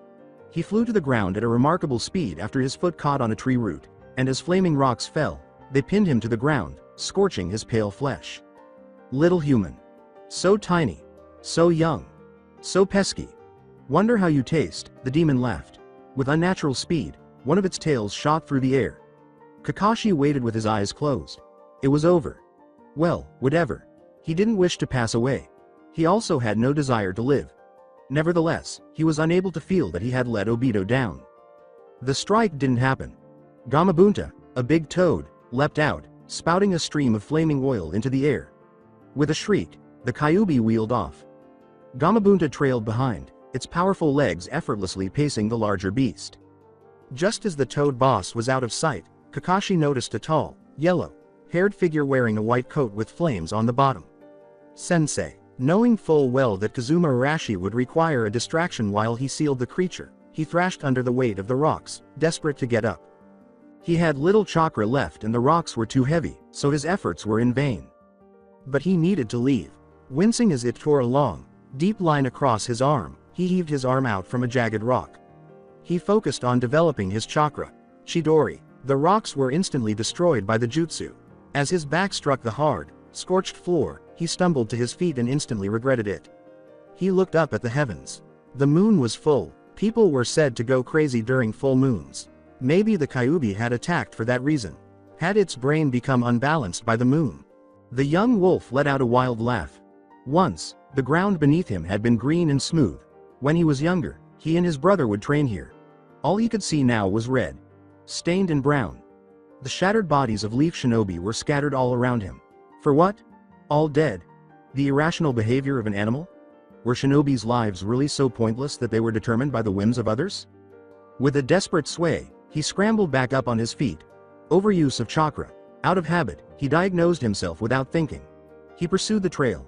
Really, it was simple. Devastation had been left behind by the fox. The terrain was dotted with enormous furrows and broken trees. The sight of the once vibrant forest made his heart ache. Slowly, he staggered forward. This was the end of the path. He glanced around, but the Kyuubi was nowhere to be seen. He extended his chakra awareness. He didn't see his sensei. He was startled by a sudden chakra flare. He quickly spun around to find Sandame's summon, Enma, clutching a bundle. Knowing that the elderly man was standing behind him, he asked Sandame, "He's done it then?" Sarutobi sighed. "Ah, how he had the courage to leave the boy, I'll never know." The wolf gave him a quick look. Like an elderly man who has seen and experienced too much, Sandame sounded worn out. However, he couldn't afford to give in to it at this time. The village had no leader now that Yondaime was gone. Their people were still recovering from the war that had just ended. The time would be right for an enemy to attack. Sandame's leadership was now needed in Konoha. As if sensing the boy's discomfort, Sandame turned to look at Kakashi. He gave a melancholy smile. "We will go on without him." The knowledge that they would have to continue was unspoken. There was nothing else to do. Kakashi's legs decided to give out beneath him at that precise moment. As he fell into the darkness, his final thought was that he had lost his last loved one. Raindrops hit him and brought him back to reality. What should I purchase? Ramen. At that, he smiled. His strange affinity for the salty noodles was undoubtedly something Naruto had inherited from his father. He got his bearings and made his way to a brightly lit ramen stand. The owner was wrapping up for the day, and it belonged to Ichiraku. When he saw Kakashi, he paused and grinned. Late night, Hitaki-san. Ah, 2 bowls of miso ramen to go please. He hadn't been to the stand in such a long time. In the past, sensei would frequently pull him and the other person to the stage for team building exercises. The vacant seats in the corner caught his attention. He could practically see Yondaime and Obito gorging themselves on their ramen as quickly as they could. Rin would be encouraging Obito to eat more quickly than his sensei. And he would sit a little apart from them, watching the 3 of them surreptitiously from the outside, his own ramen already finished. Hitaki-san, here's your ramen. Ah, arigato. The older man trailed off. It's no problem. Haven't seen you here in a while, not since. Gomen. I've been busy. I forgot how much I liked the ramen here. So, you have company tonight? With a knowing smile, the chef said, huh? Oh yes. How did you know? 2 bowls. You ordered 2 bowls. I've never seen you eat more than 1 at a time.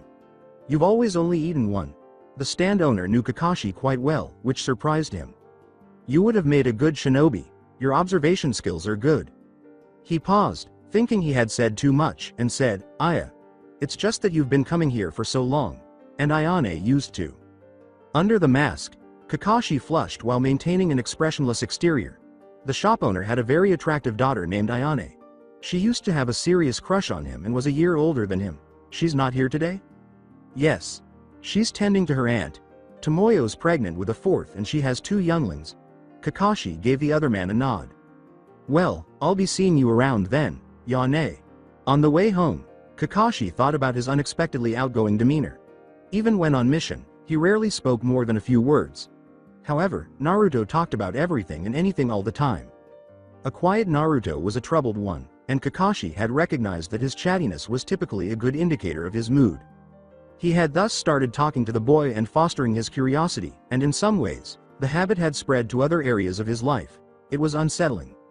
After arriving at the apartment and absently nodding to the ground, level Ba-san, he ascended the stairs only to be halted by Guy. My eternal rival, it has been too long, were you injured? No, this is too much, I wanted to be the first one to defeat you. Kakashi looked up. Tsunade. Sama had once sent him halfway across Konoha after flicking him on the head for being a impudent brat. He was by no means unbeatable, but he chose not to mention this. Guy, excuse me, I have something to get to.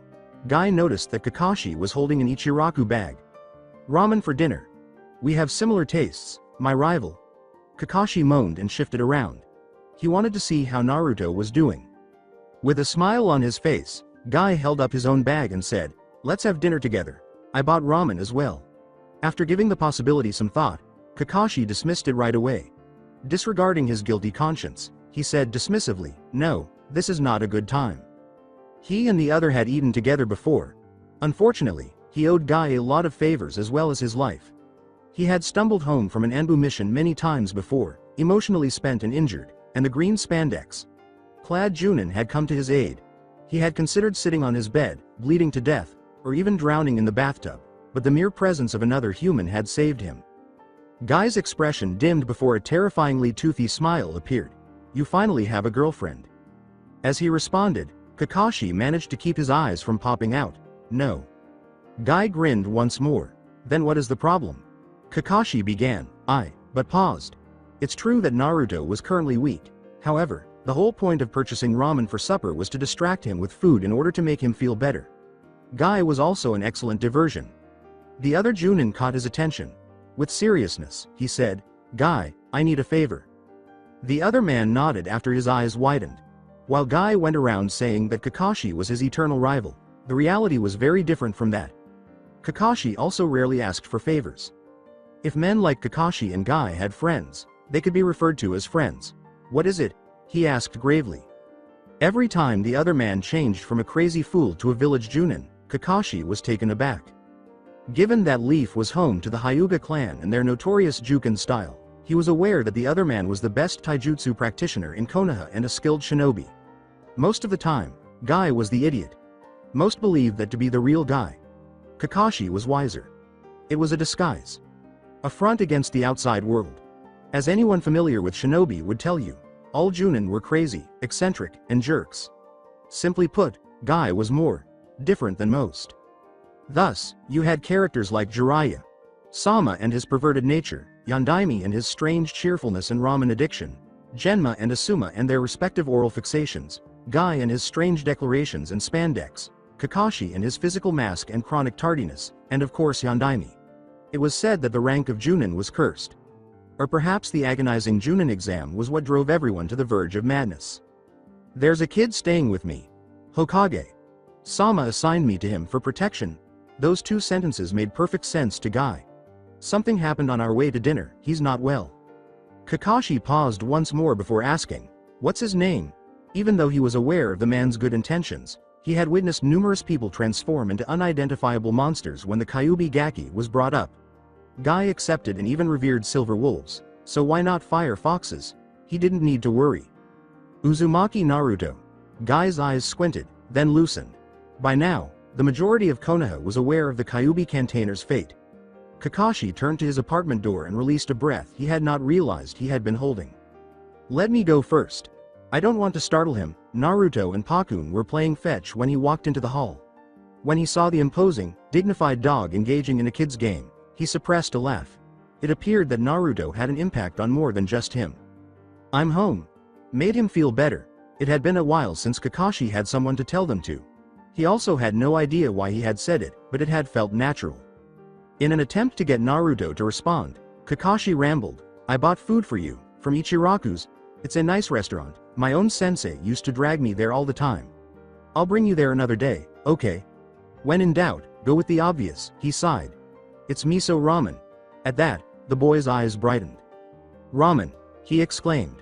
At that, Pakun and Kakashi rolled their eyes. Sometimes the child was so predictable.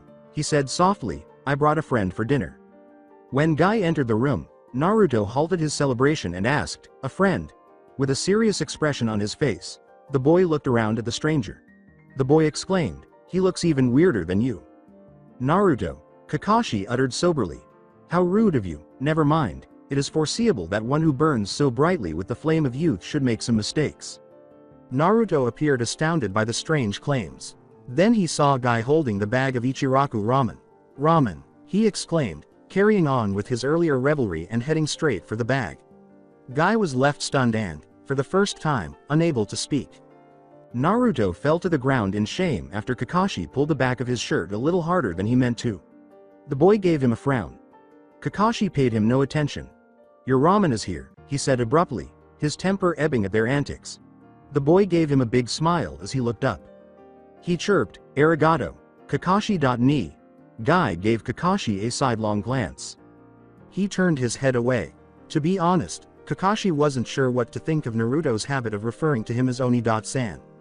He felt a mixture of emotions, including surprise at the child's quick acceptance, warmth at knowing Naruto respected and considered him family so quickly, and alienation. At the moment, Kakashi was perplexed and terrified by the word's implied meaning. He had lost his family before he reached Naruto's age. When he was 3 years old, his mother passed away. His knowledge of her was limited to the fact that she had been a hunter. Nin, cooked eggplant soup, and was extremely attractive. Before losing his honor and his mind, his father had never been home. He passed away when Kakashi was 7 years old. His Aniki, Takashi, had been the only family he had ever known. He was a Junin who passed away 1 month before his Otuto created Genin, when Kakashi was 6 years old. Kakashi recalled being by himself and in mourning on his graduation day. There had been a mission for the White Fang. He remembered how eagerly he had hurried home in the hopes that Tsukumo would be lifted out of his gloom by the news he had given Genin, only to discover a terse note on the kitchen door. Kakashi had frequently pondered what his life might be like if Takashi were still living. He had ramen to serve, so regrets were not for today. He walked over after pouring the ramen into 3 bowls, somehow carrying everything over without spilling a drop. As usual, Naruto finished the bowl in record time. However, Kakashi finished ahead of him this time. Naruto's eyes widened. Incredulously, he pointed his finger at Kakashi and demanded, how did you do that? My teacher was good, Kakashi said. With a pout, the blonde child took a seat. Guy insisted, Kakashi, you have not introduced me. Ah, yes. Uzumaki Naruto, meet Maida Guy. Such a simple introduction is unworthy of me. I am Konoha's foremost taijutsu expert, Maeda Guy, the beautiful green beast. Kakashi cracked a grin. When Guy did that, he enjoyed seeing other people's eyes go awry. However, Naruto wasn't like most people. I am Uzumaki Naruto, and I will be the future Hokage one day, he yelled. Guy got up, loomed over the child, and told him about Konoha's green beast's greatness. In response, Naruto made an equally self-serving statement. Kakashi grinned widely. Seeing a 6-year-old outshone Guy in loudness and boasting was entertaining. It was scary, now that I think about it. Pakun strolled over and settled into Kakashi's lap to watch the show. The nin.dog told its master, and I thought you were crazy.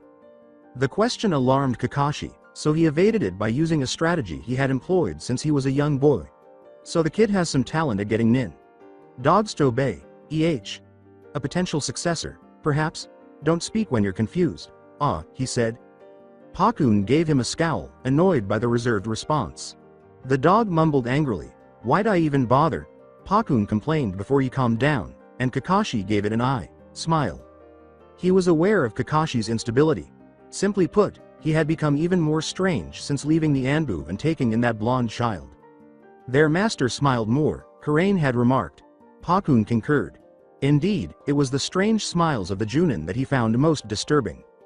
The child's face looked strange with them. He had never seen a smiling Kakashi before. Yes, he was capable of kindness at times. For example, when he let the pups destroy his house whenever they needed a workout, or when he rubbed them all down after exhausting missions. He shared many traits with his summons, including being kind-hearted and devoted to the fault. That was the reason they had remained by his side during all the difficult times. But until now, he had never been agreeable. The change was then brought about by the child. Pakun could understand why. In fact, it was difficult to remain depressed and gloomy around the brat because he was so noisy and bright. However, when the child was depressed, it was out of character and you wanted to lift his spirits. The sage. Thinking nin.dog Naruto was truly a piece of work. When Kakashi got up to prepare tea and pull out the shugi board, he was distracted. Guy accepted Kakashi's invitation to play taijutsu with a tense smile. The taijutsu expert barely made it through the game. Kakashi was shocked that the young child could remain motionless for so long, and Naruto observed them both carefully. As he sipped hot tea and described a move to Naruto, deja vu began to creep over him. He could practically hear Yondaime making fun of him. You ought to know better than to move that there, Kakashi.kun. I'll just accept it. Thank you. Thank you. I believed you to be a genius. He dismissed all recollections and grinned when Naruto chuckled at one of Guy's remarks. He decided that smiling was pleasant. Naruto eventually yawned as exhaustion began to set in. His body and mind had suffered greatly as a result of the emotional rollercoaster he had experienced, which included periods of happiness, disappointment, happiness again, depression, and finally his typical hyper mood. When Kakashi saw how drowsy the boy was, he made the decision to end the game with a single move. With tears in his eyes, Guy screamed, "No, my rival has defeated me, yet again. The count is 23-28 now. Naruto.kun, it's time to go to bed for you." The boy wept, but Kakashi ni.san. Naruto. Bed. Now, was Kakashi's fervent wish that the boy would not experience nightmares once more. His dreams had become less frequent over the previous few weeks, and this week they finally stopped. He prayed that the event of today wouldn't cause him to have more nightmares. Not with the boy attending school the following day. Naruto sulked, "Do I really have to? I was having fun." He reminded the boy sternly that, "You have school tomorrow." With a sigh, Naruto headed for the restroom. Sleep was something he detested. As a 6-year-old boy, he had an innate desire to remain awake all day. He let out a moody sigh and stomped off in a childish tantrum, wishing Kakashi would let him. It was so unjust. Kakashi watched in confusion as the boy left. "Perhaps you ought to have allowed him to remain up a bit longer," Guy said anxiously. Kakashi turned to face him and grinned when he saw that Guy was just as lost as he had initially been. "Aya, he needs his sleep. Don't worry, he changes moods faster than Anko," he replied. The idea of the erratic Anbu member made them both laugh. Anko had been a snobbish, cold, and impolite genius as a child. Anko was a noisy, raucous sadist when he was a teenager. She was very different now. At that, Kakashi became serious. After Orochimaru left, she changed, and nobody knew when he would return. Before escorting Guy out, he allowed Naruto to bid farewell to Pakun and Guy. Guy opened the door and said, "So, dinner was nice, we should do this again." This time, Kakashi was honest when he said, "Yes, we should." Guy turned to go. The Junin paused and said, "Ah, Guy?" Kakashi uttered, "Arigato," in a low voice, the strange word slipping awkwardly from his lips. Hitaki Kakashi hardly ever had time to express gratitude. He lived apart from everyone else, apart from the world. However, he was gradually realizing that no man was an island, and this was the beginning. Guy spun around once more, his eyes solemn and a tiny smile teasing his lips. "Take care of him, he's special." For once, Kakashi returned the smile. He uttered the words, "I don't let my precious ones die, Guy," without fully processing them. After giving a nod, Guy went back to his apartment, which was 2 doors away from Kakashi's. Naruto was already asleep when Kakashi arrived back at the apartment. As the implications of his words set in, he sat on his couch for a while and cleaned the ramen bowls. He had known, deep down, somehow, because Naruto was so valuable, he would stop at nothing to keep him safe. He had even more motivation to discover the perpetrator of the boys' attack. That night, the full moon winked down at them. Naruto slept peacefully. Tomorrow was another long day for him. While eating breakfast, Naruto rubbed his eyes and yawned drowsily. He scowled as he bit into the toast. The buttered toast was nice, warm, and crunchy. It wasn't ramen, though. Without his ramen, how was he going to survive the day? He was able to attend school today, at least. However, attending school wasn't always a good thing. It was the reason he had to get up so early today, after all. Naruto wasn't entirely certain he wanted to see his teacher's scowling face. He didn't really have a choice, though. "So, are you ready?" The boy stuffed the bread into his mouth and snatched a second piece from the plate, saying, "Oh, yeah. Let's go." Kakashi put his mask over his neck before the two entered the doorway. Naruto kept an eye on the action. "Anyo, Kakashi.ni, why do you always wear a mask outside?" "Huh?" Kakashi halted his descent of the apartment's weathered stairs. He scratched the back of his head and said, "Oh that, well." He grinned broadly at the child's shocked expression and said, "It's for me to know and for you to find out." They proceeded to exit the apartment building by going down the stairs. Kakashi's long, quick strides required Naruto to run in order to keep up. Naruto was intrigued by the shinobi's distraction today. The child had learned not to pry, so he remained silent. Since Naruto would be returning to school, Kakashi would once more be regularly assigned missions. Given his previous one only a few weeks prior, Kakashi simply hoped they weren't of the S-rank variety. His skills were significantly dulled after being away from the Anbu for 2 months. He had just discovered the trick on his previous mission. Gazing down at the camp in the clearing below, Kakashi's eyes narrowed. As part of his mission briefing, he had been instructed to kill a group of mercenaries and destroy a scroll they were carrying. As far as S-rank missions go, it was simple. The scroll in question contained sensitive information about fire and wave, which is why it was even given such a high classification. The mercenary force, which was led by a Ronin, was also rather large and made up of swordsmen. Neither Nukanen nor any shinobi involvement had been mentioned. However, there was a problem here. 6 two-man tents and 1 large command tent were counted by Kakashi.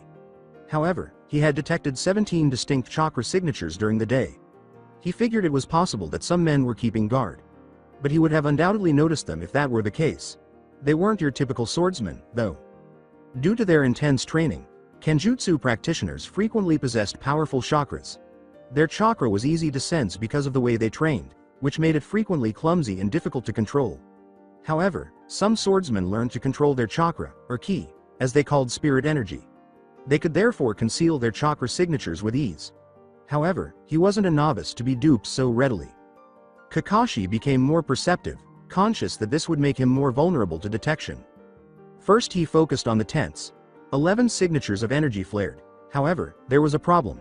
He looked more closely. They weren't as powerful as he had thought, and one of them flickered now and then. In order to help him, he silently performed a jutsu and expanded his scope. He caught a multitude of senses as he sniffed the air. His senses were overwhelmed by metal and rust, but he saw no human presence. That was not right, he scowled. He suddenly froze as his senses began to tingle. He detected a blood odor. Blood from humans. He called forth his nin. Dogs. There was something going on here. The only warning he received was a sudden brush of air. In an attempt to escape the camp, Kakashi jumped from branch to branch through the foliage. It was large and swift, whatever it was. Kakashi dodged with ease as shuriken flew out of the trees at him. As soon as his mind calculated their trajectories and identified the enemy nin positions, his hands launched a barrage of their own. He knew he had hit his mark at least once because of the sound of blood spraying. He leapt away as a flash of lightning crackled toward him, sending kunai flying in the blast's direction. He needed to save his chakra because there were 4 of them and a fight would ruin things. Now he knew the place. They were getting close to Konoha's eastern edge. A few miles away, if I recall correctly, was a sizable clearing. He now knew the numbers of his pursuers, and the camp was miles behind them. It was time for his side of the story. The seals of Kakashi's sensei's preferred jutsu were formed by his hands flashing through the night air. Jutsu no Shunshin. In an instant, he and the dogs were taken to the clearing. Instructing Pakun to notify him if they were mobilized, he sent him back to the camp. He would not be able to use Pakun in the upcoming battle, so it was likely a pointless move. After telling the other dogs to hide, he went to work setting up traps. He was aware that he had only a few minutes before they found him. To have deceived him in that manner, the Nukanen must have been A level or possibly even S level. He turned calmly to face the quartet and their threatening pet as the scent of blood filled his nostrils. It was a huge wolf that was growling. He could tell they wanted to play because he had stopped. During hostile encounters, normal people did not stop for a conversation. However, missing nins were the most insane of all the shinobi, and they were anything but normal. Kakashi stood before them, slouching arrogantly. He got a sly smile from one of them, who might have been the leader. Well, what do we have here? A little Konoha ninja, caught on our trap. Kakashi glanced at the man. His face was slashed diagonally, and he had dark eyes and black hair. When Kakashi looked into the other's eyes, a shiver went down his spine. Kuro Dorada, one of Stone's most distinguished nins, who had departed at the time of Leaf and Stone's alliance. A-class Nukanen. He remarked mockingly, "You were afraid, I can see it in your eyes, Gaki." The tall, broad-shouldered man with the scratched cloud Hite.8 said, "We should not underestimate him. Your reputation precedes you, copy nin." He had a torn left shoulder. A third, younger man, wearing a disfigured mist Hite.8, said scornfully, "K, you're only saying that because he wounded you. I'm insulted they only sent one after us. Leaf has always underestimated others. But Yura is right, we should not underestimate him. It's been a long time, Kakashi. Senpai, I see you're still the Hokage's loyal dog." Her words were bitter. As she came into view, Kakashi's eyes widened at the familiar voice. Yuki Minagata. Before she went rogue 3 years ago, she was a former Leaf.nin and his fellow Anbu squadmate. Missing 9 in B class. He disregarded her teasing. Go. He communicated with his nin. Dogs in his mind. The Nukanen were caught off guard as they bounded out of their hiding places. Kakashi immediately took action. Kaden. Gukaiu no Jutsu. It was easily blocked by the Cloud.nin, who leapt to the left and landed neatly in Kakashi's trap. The ground shifted beneath his feet, exposing a pit full of thorns, and a storm of shuriken flew at him. He twisted his body to dodge the shuriken as he leapt through the air. He was nicked across the back by one. However, that diverted his attention long enough for him to be impaled by Kakashi's thrown kunai.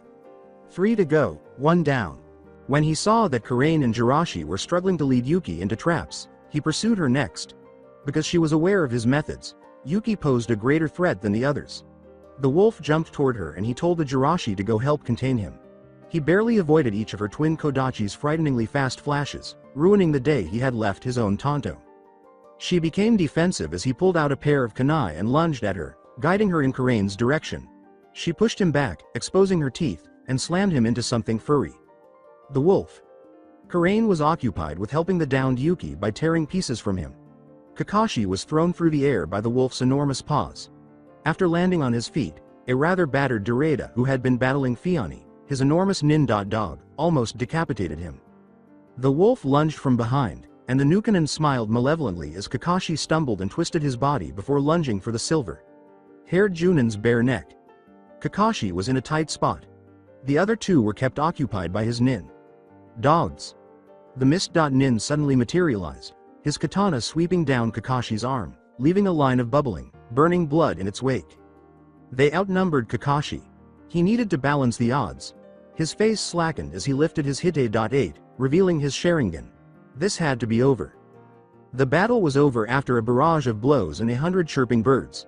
Before sending the dogs back to their plane, he gave them a quick glance. Since the others were at a loss for what to do, Pakun would have to be sufficient for the remainder of the mission. Kakashi whimpered as his wound sent flares of pain up his right arm as he dashed through the treetops. After locating the camp, he made a single seal. Kai. Before him, the landscape shifted to a campsite littered with corpses. The land of fire country was soaked with blood.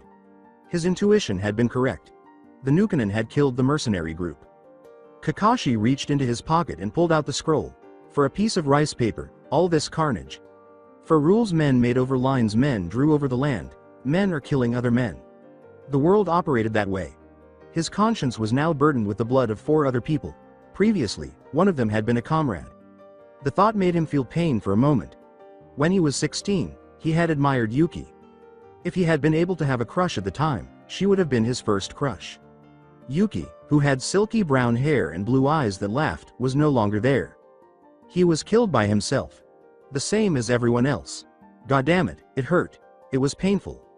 A wave of melancholy washed over Kakashi. Killing people with whom he sympathized was extremely difficult. Just as he had heard it 3 years prior, he could still hear the bitterness in her voice today. He felt a wave of regret if he had done something at that time. He just wanted to settle down and let the blood-soaked ground engulf him. However, he was unable to. Without even bothering to open the scroll, he constructed a fire and burned it. He had no business doing it. Besides, Kakashi couldn't die, and curiosity had killed the cat. He returned to Konoha by flying through the browning trees. He hoped to return by daybreak. A blonde child needed to be brought home. Naruto yelled, "Ni-san, aren't you coming in with me?" Kakashi was shocked to learn that they had reached the academy. Naruto's frantic expression was sufficient to convey the message. "Ah. Come, let's go. We're not late, are we?" "Never mind. It doesn't matter. I'll explain to the sensei." "Hi." Naruto's voice made it apparent to Kakashi that he didn't think it would change anything. "So, who teaches you?" The boy whispered, Hinagata. "Sensei." Since the name didn't sound familiar, Kakashi dropped the topic. He allowed Naruto to guide him to a second-floor room. As the 6-year-old walked into the classroom, Kakashi stood outside unobtrusively. The other students were all much larger than Naruto, he thought absently. They were therefore considerably older. That was strange. He was only in his first year at the academy, Naruto had informed him. Why, then, were his classmates all 8 years old? At the child's age, Kakashi was a chunin himself. It dawned on him. The war in Konoha was over. As a result, they were spared from having to send their kids to fight. The fact that these children were able to enjoy as much of their childhood as they did before spending the remainder of their lives serving the village was a sure sign of peace. The idea made him frown. The open war had left Konoha. Leaf was not an exception to the rule that no shinobi village could ever be completely at peace. It was obvious from this that they were becoming softer. Kakashi feared that this would have serious consequences later on. A banshee's shrieking brought Kakashi back to the present. You're late. Go and sit down at once. How many times have I told you to be on time?" As Naruto said, "Anyo-sa, I'm sorry for being 10 minutes late, Ni-san." A loud shriek interrupted him. She pointed to the clock and screamed, 10. You are an hour late. This term, school starts at 7 a.m., she roared. Her tone made Naruto scream. However, he wasn't the type to remain silent, and he felt more brave with Kakashi present. "But, I wasn't here at the end of last term, sensei." When she realized the entire class was staring at her, she trailed off, saying, "That isn't my problem. Bad enough they let you into this place." She hurriedly snapped and threw a book at him, saying, "Go to your seat and do these problems. I can't be bothered with a kid who doesn't care enough to show up on time." As he ascended, the entire class laughed. "Class," rapped Hinagata. Sensei sharply on the table. "Outside. Now, start your warm-up. We're having jutsu practice today." Her treatment of Naruto made Kakashi angry. The students chattered as they hurriedly filed out. Kakashi interrupted her before she could finish, saying, The next time you're late, I'm having you expelled. I'm barely tolerating." "Ohio, Hinagata." "Sensei." She turned to the anticipated greeting and said, With a cheerful smile, he told her, "I hope you don't mind that Naruto-kun was late. It's my fault really. I got lost." She said, blinking at him, "Lost? Hi. You see, we were taking the normal route to school when this old lady stopped me and asked me to help her carry her groceries. And being the kind-hearted loyal shinobi that I am, I could not refuse. So I carried them to her house in the woods. The problem is that Naruto and I got lost on the way back and we were wandering around the forest for quite a while. But being the nice person that you are, I am pretty sure that you will forgive us, nay? She repeated, now totally disoriented. Anyo, ni. It only took that for her to regain her composure. Kakashi clenched his jaw. Naruto occasionally had the worst timing in the world. What do you have to do with that thing? At that, Kakashi's eyes narrowed slightly. He didn't like it when people called his sensei's son derogatory names. Not after the boy's life had been destroyed for the village's benefit. Being Naruto's guardian had been pushing Kakashi in the last few days, leading him down a path that would eventually turn him into a Nukenin. However, Kakashi also understood at the time that there were other forms of weaponry besides violence, so he gave her a joyful smile. Hokage Sama has assigned me to him as his guardian. Oh. Well, then what are you doing in my classroom? I would have thought you would be happy to leave the brat in my care. I don't fancy you for having to drag him around. He emphasized the loving greeting, is no trouble at all, as he said, Naruto-kun. He left the teacher speechless. The glint in his eyes as he said, Hokage Sama appointed me as his guardian to make sure that no ill befalls him, in any way, sent chills down the spines of the other shinobi. However, she straightened her back. The Kyuubi had attacked the village and killed her father. However, she had lost both of her parents that day. Her civilian mother had passed away from heartbreak and left her on her own. After that, she put a lot of effort into finding a job at the academy so she could support her younger siblings and send them to school. It was difficult to push Hinagata Saori around. Not by some strange-looking ninja who was protecting the demon that had murdered her parents, in particular. Every time she saw those demonic whisker scars and the corresponding blonde spikes, hatred flared in her blood.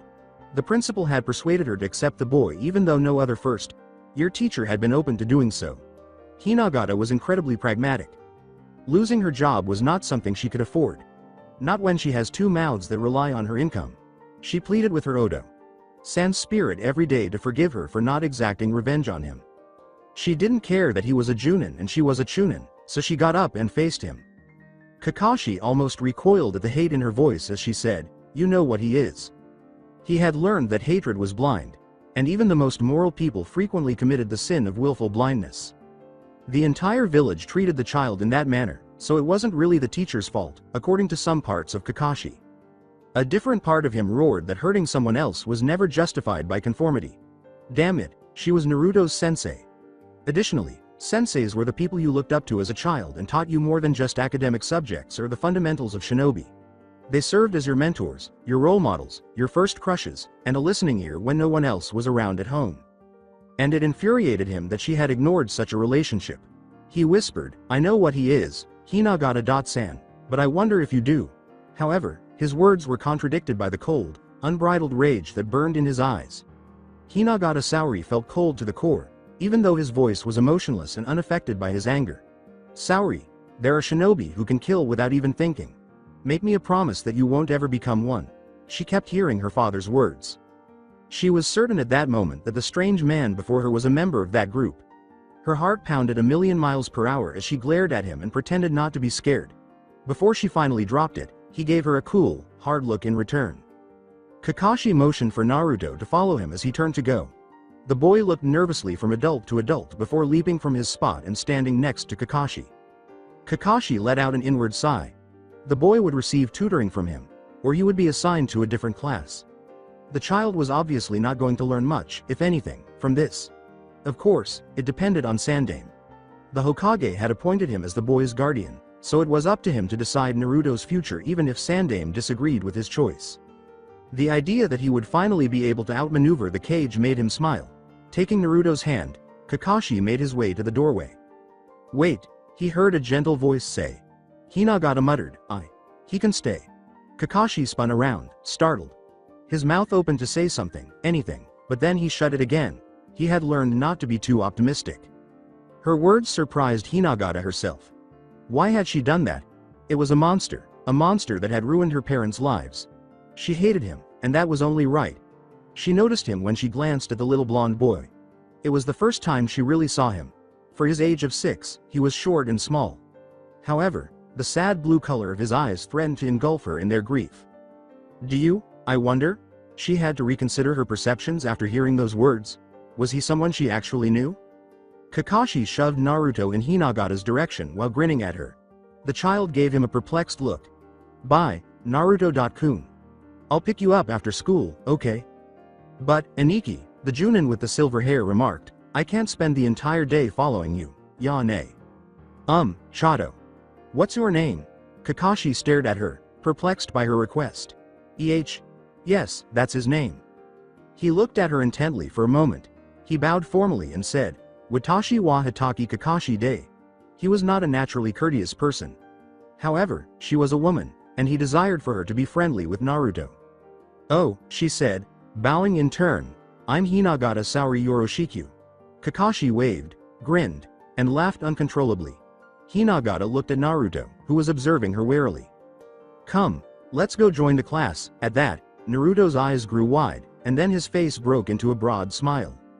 When Hinagata realized what was happening, she was outside watching her class practice basic kata. Kakashi Hitaki. Kakashi's copy. Her argument with one of Konoha's best had just ended. The Tensei were said to have once eliminated all of the enemy nin from a whole clearing in a matter of seconds. She had also been giving him a fierce look. Hinagata. Sensei appeared rather pale that day, as several academy teachers noted. They blamed it on the stress of juggling the Kyuubi Gaki and a class full of rowdy 9-year-olds. If only they were aware. Uchiha Ryuga lumbered along the road that connected the supply store he had just been to on the edge of the Uchiha compound. Sharp new kunai, shuriken, and other weapons were loaded onto his arms. He let out a weary groan. He was worn out. It had not been a long day, however. Actually, Ryuga wasn't assigned to the mission room today, and in the evening, he started his police patrol shift. However, he was tired of everything and was sick. Particularly some elderly hags who didn't have anything better to do than sit around gossiping about the villagers' personal lives rather than taking care of their store. He detested it, gods.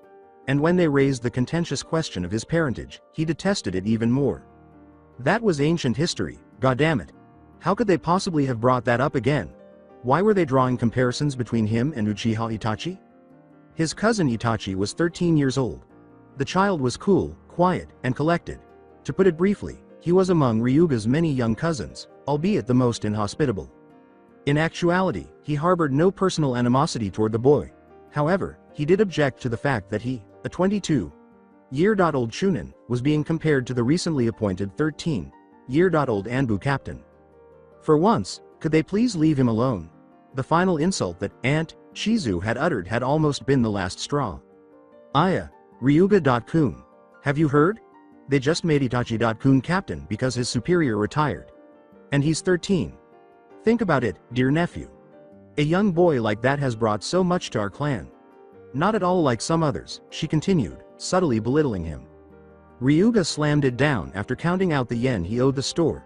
He waited impatiently for his older second cousin, Aizu, the other shopkeeper, to bag the merchandise. Of course, it's not really the child's fault. It's a shame youngsters have to suffer for the mistakes of their parents, nay Aizu? Maliciously, Aizu's eyes flashed. Of course not, auntie. However, I sometimes believe that natural talent, or the lack of it, has as much to do with it as parentage, she said, pausing to give him a small smirk. Ryuga clenched his jaw. Rule 27. The mind, not the heart, must always guide a shinobi. As he took the bags from her and gave her a sickly sweet smile in return, he clung to the rule. He was keen to point out that Aizu had failed the academy's second year, so at least he was now a shinobi. He didn't say anything, though. He had become accustomed to such things after 22 years of being known as the son of a pacifist and a blood traitor. On most days, he simply ignored such things. However, he was agitated today. An unexpected piece of information had completely taken him by surprise. After arriving at his apartment and unloading the supplies he had bought, Ryuga departed once more. The Hokage had to be asked. No, it was undoubtedly only a rumor, even if what he had heard was accurate. His thoughts made him laugh nervously. He became angry over some gossip he had heard from two of Konoha's notorious rumor mongers, which was so foolish of him.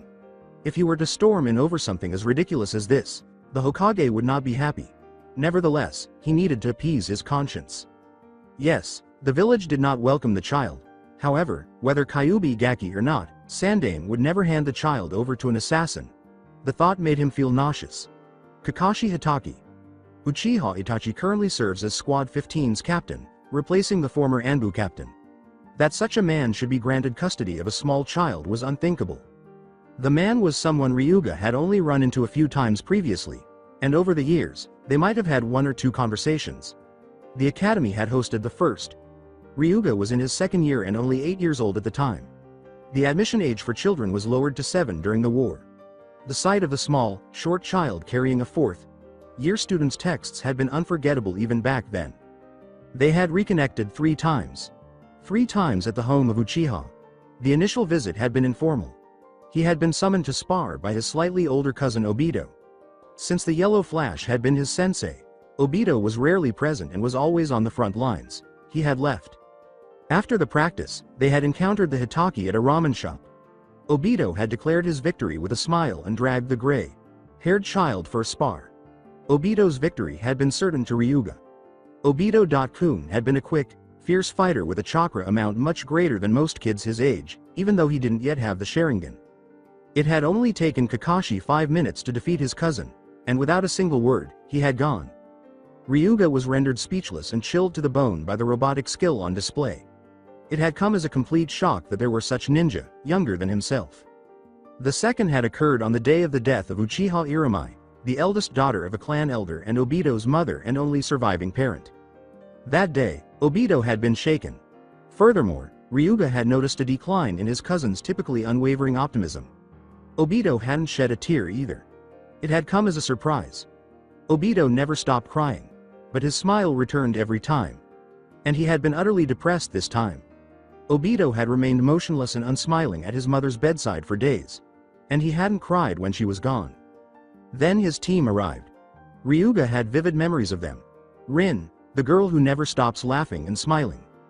Obito had been greatly lifted by that kind, doe-eyed soul. And the Yondaime, although at the time he had only been called the Yellow Flash.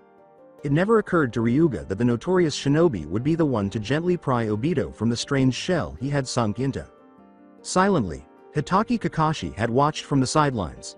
The other boy had slightly stiffened after a passing Uchiha had made a remark about the white fang. It had been the sole sign that the masked shinobi was human at all, much less a child of 9. They had reconnected at a funeral 2 years later. This time, it belonged to his cousin.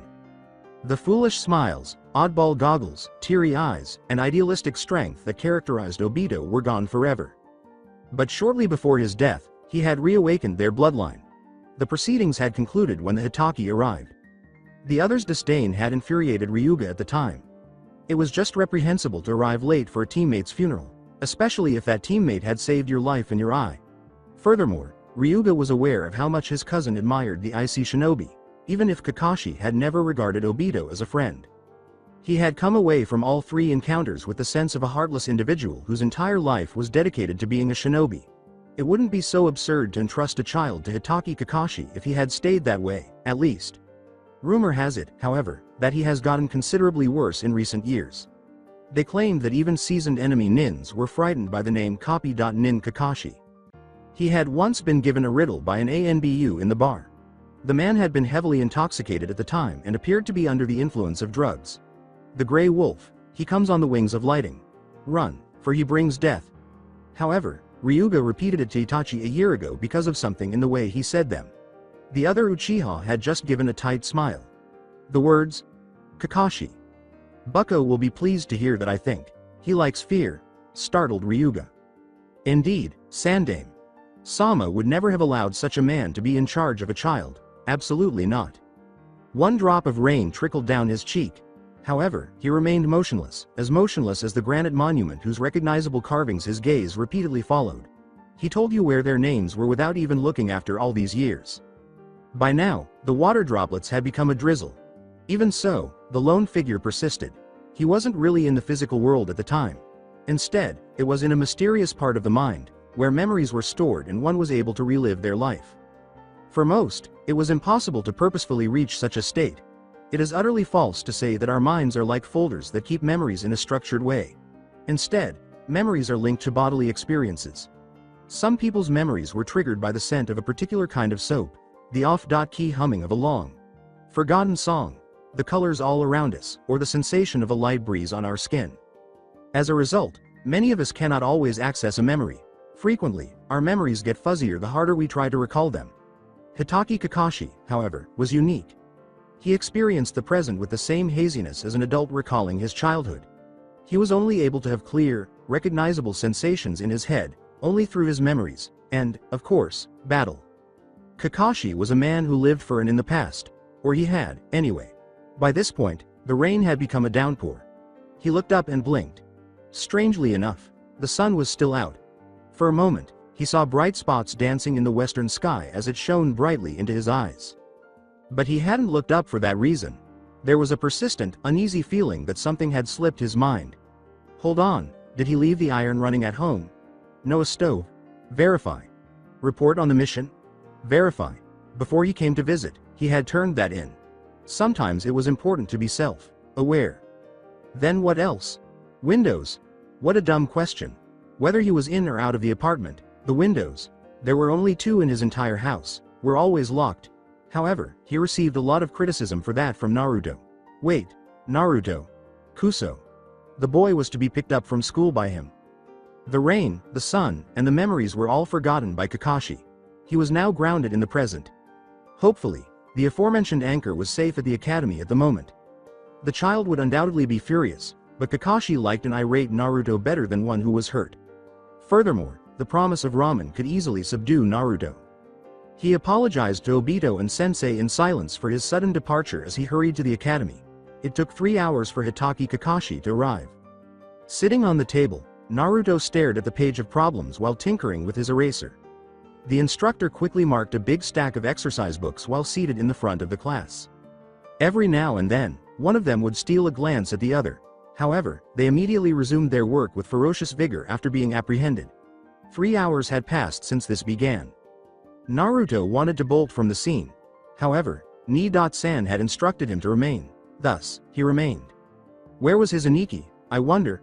3 whole hours had been spent with her. Even worse, she had promised to stay until his guardian arrived and had been kind to him. Ordinarily, he would have yelled at her for assuming he was a small child, which he was, and that he required care, which he provided. She was being kind, though. And Naruto had very little experience with being nice, if that's what this lack of glares and coarse language could be called. Particularly with regard to Hinagata. Sensei. She had treated him with nothing but hostility ever since he had entered her class. Naruto had long since stopped trying to figure out why everyone seemed to despise him. It had simply become a part of his everyday life. It was just one of life's mysteries. Despite his best efforts to conceal it, Naruto was not accustomed to being glared at. However, he was accustomed to being overlooked. Additionally, Hinagata Saori appeared to have forgotten about him after the first few lessons. Maybe Aniki had just forgotten, and that was what had happened. In the 2.5 months that he had spent with the other, Naruto had discovered that Itachi Kakashi was a frequent sleeper. Frequently, he would pause abruptly while eating or finishing a sentence, and his eyes would appear glassy. So maybe Kakashi had just forgotten and left for home.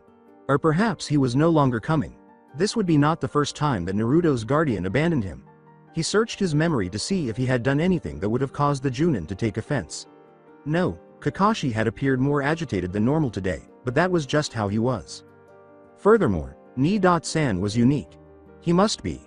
A hard lump appeared in Naruto's throat out of nowhere, and he bit his lip. Was asking for too much? Was wanting only one special person too self-centered? He wished he had the solution. He hoped that Kakashi would now be in front of him.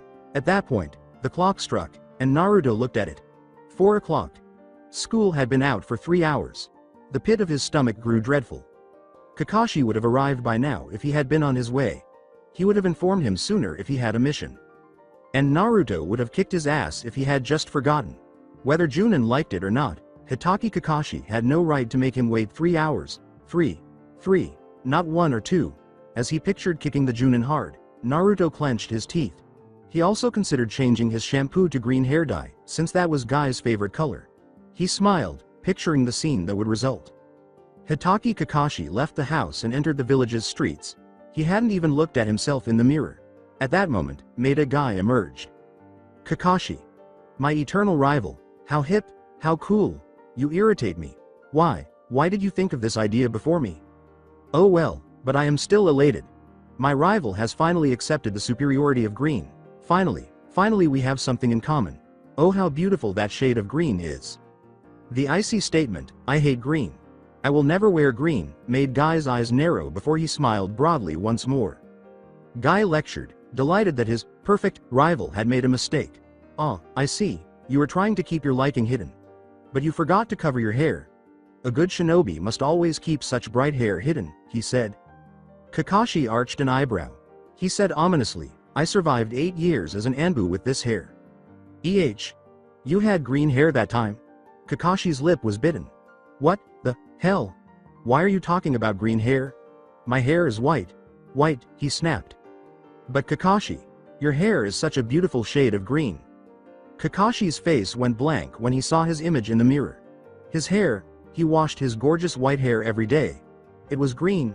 Before leaving the scene, he turned red and, at that moment, looked like a tomato, red body with green tufts. Mentally, evil Naruto laughed as he imagined the encounter. If Kakashi ever showed up, he would pay. Naruto looked at the clock once more and sighed. Don't worry, he'll come. Naruto stared at the teacher. Did she just say something to him? After staring into his eyes for a moment, the teacher quickly dropped her gaze and went back to her work. I know what it's like, to wait for someone. It's been so long, Naruto said glumly. The tone of his voice made Hinagata's eyes soften, and she raised her head. He'll be here. Being a shinobi is a busy job, you know. Especially when you are as renowned as Hitaki. Sama is, she murmured. That guy? Well, known? She scowled. You should give him more respect? That caused Naruto to wince. That's what I'm afraid of. I'm afraid I'll say something stupid, and he'll go away, just like. For an instant, Hinagata's heart tightened. The boy was aware of his identity, right? I know what he is. The question is, do you? Her soul had been searched by those words. Her smile came suddenly. She was as shocked by the warmth in her voice as Naruto was when she said, Naruto-kun, I assure you, he will not be like the others. He cares about you, I can tell. He won't resemble me. They exchanged uncomfortable glances for a while, neither of them sure when their relationship had evolved from that of a teacher who was unreasonable and a student who was despised to something more amicable. Kakashi decided to enter at that time. Then he heard silence. He took a moment to watch the two. Why did they both appear uncomfortable? Masaka? Naruto dug his brain out of the gutter and tried again, but he was too young for that. Afternoon. Mina.san. Hitaki.san. School ends at 1 p.m. today. And, I know, were his sheepish responses, as he scratched the back of his head. She would not make this simple for him. He needed better excuses than, I forgot to set my alarm clock, even Kakashi acknowledged. He mentally noted that he should spend some time creating better ones. Both of them kept looking at him. They appeared unwilling to accept anything less than a formal apology. With a slight bow, he said, Ma. I was late. Gomenasai. Usually, Kakashi detested saying sorry. However, for Naruto's sake, that brat was truly altering him in this instance, and the next thing he knew, he was most likely groveling at someone's feet. It's okay. Just make sure you're on time in future. We don't want you setting a bad example for Naruto-kun, do we? At the affectation she had put on the boy's name, Kakashi nodded and arched an eyebrow before turning around and walking away, the blonde boy following. You mean Naruto-kun? Perhaps, just possibly. He didn't have time to complete the thought. With a loud, Kaya, Naruto jumped on his head as soon as they left the classroom. The child started hammering Kakashi, who momentarily stood motionless in shock. Of course, he could have avoided it. But he just didn't think the boy would jump on him. A particularly forceful knock convinced him. He held the child aloft by his left foot and used a hand to pry out the tiny, snarling creature that Naruto had transformed into. The child grabbed for his face and yelled, Oi, put me down, now, stupid Ni.san, coming 3 hours late. Arg, I want to kill you. Kakashi gave the child a smile. Indeed, Naruto was furious. He ran home while Naruto screamed and bounced. When he got home, he locked the door after throwing the child on the couch.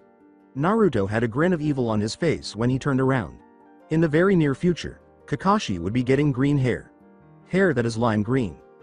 The assistant placed a pile of documents on Sandame's table and said, Please, sign these, sir.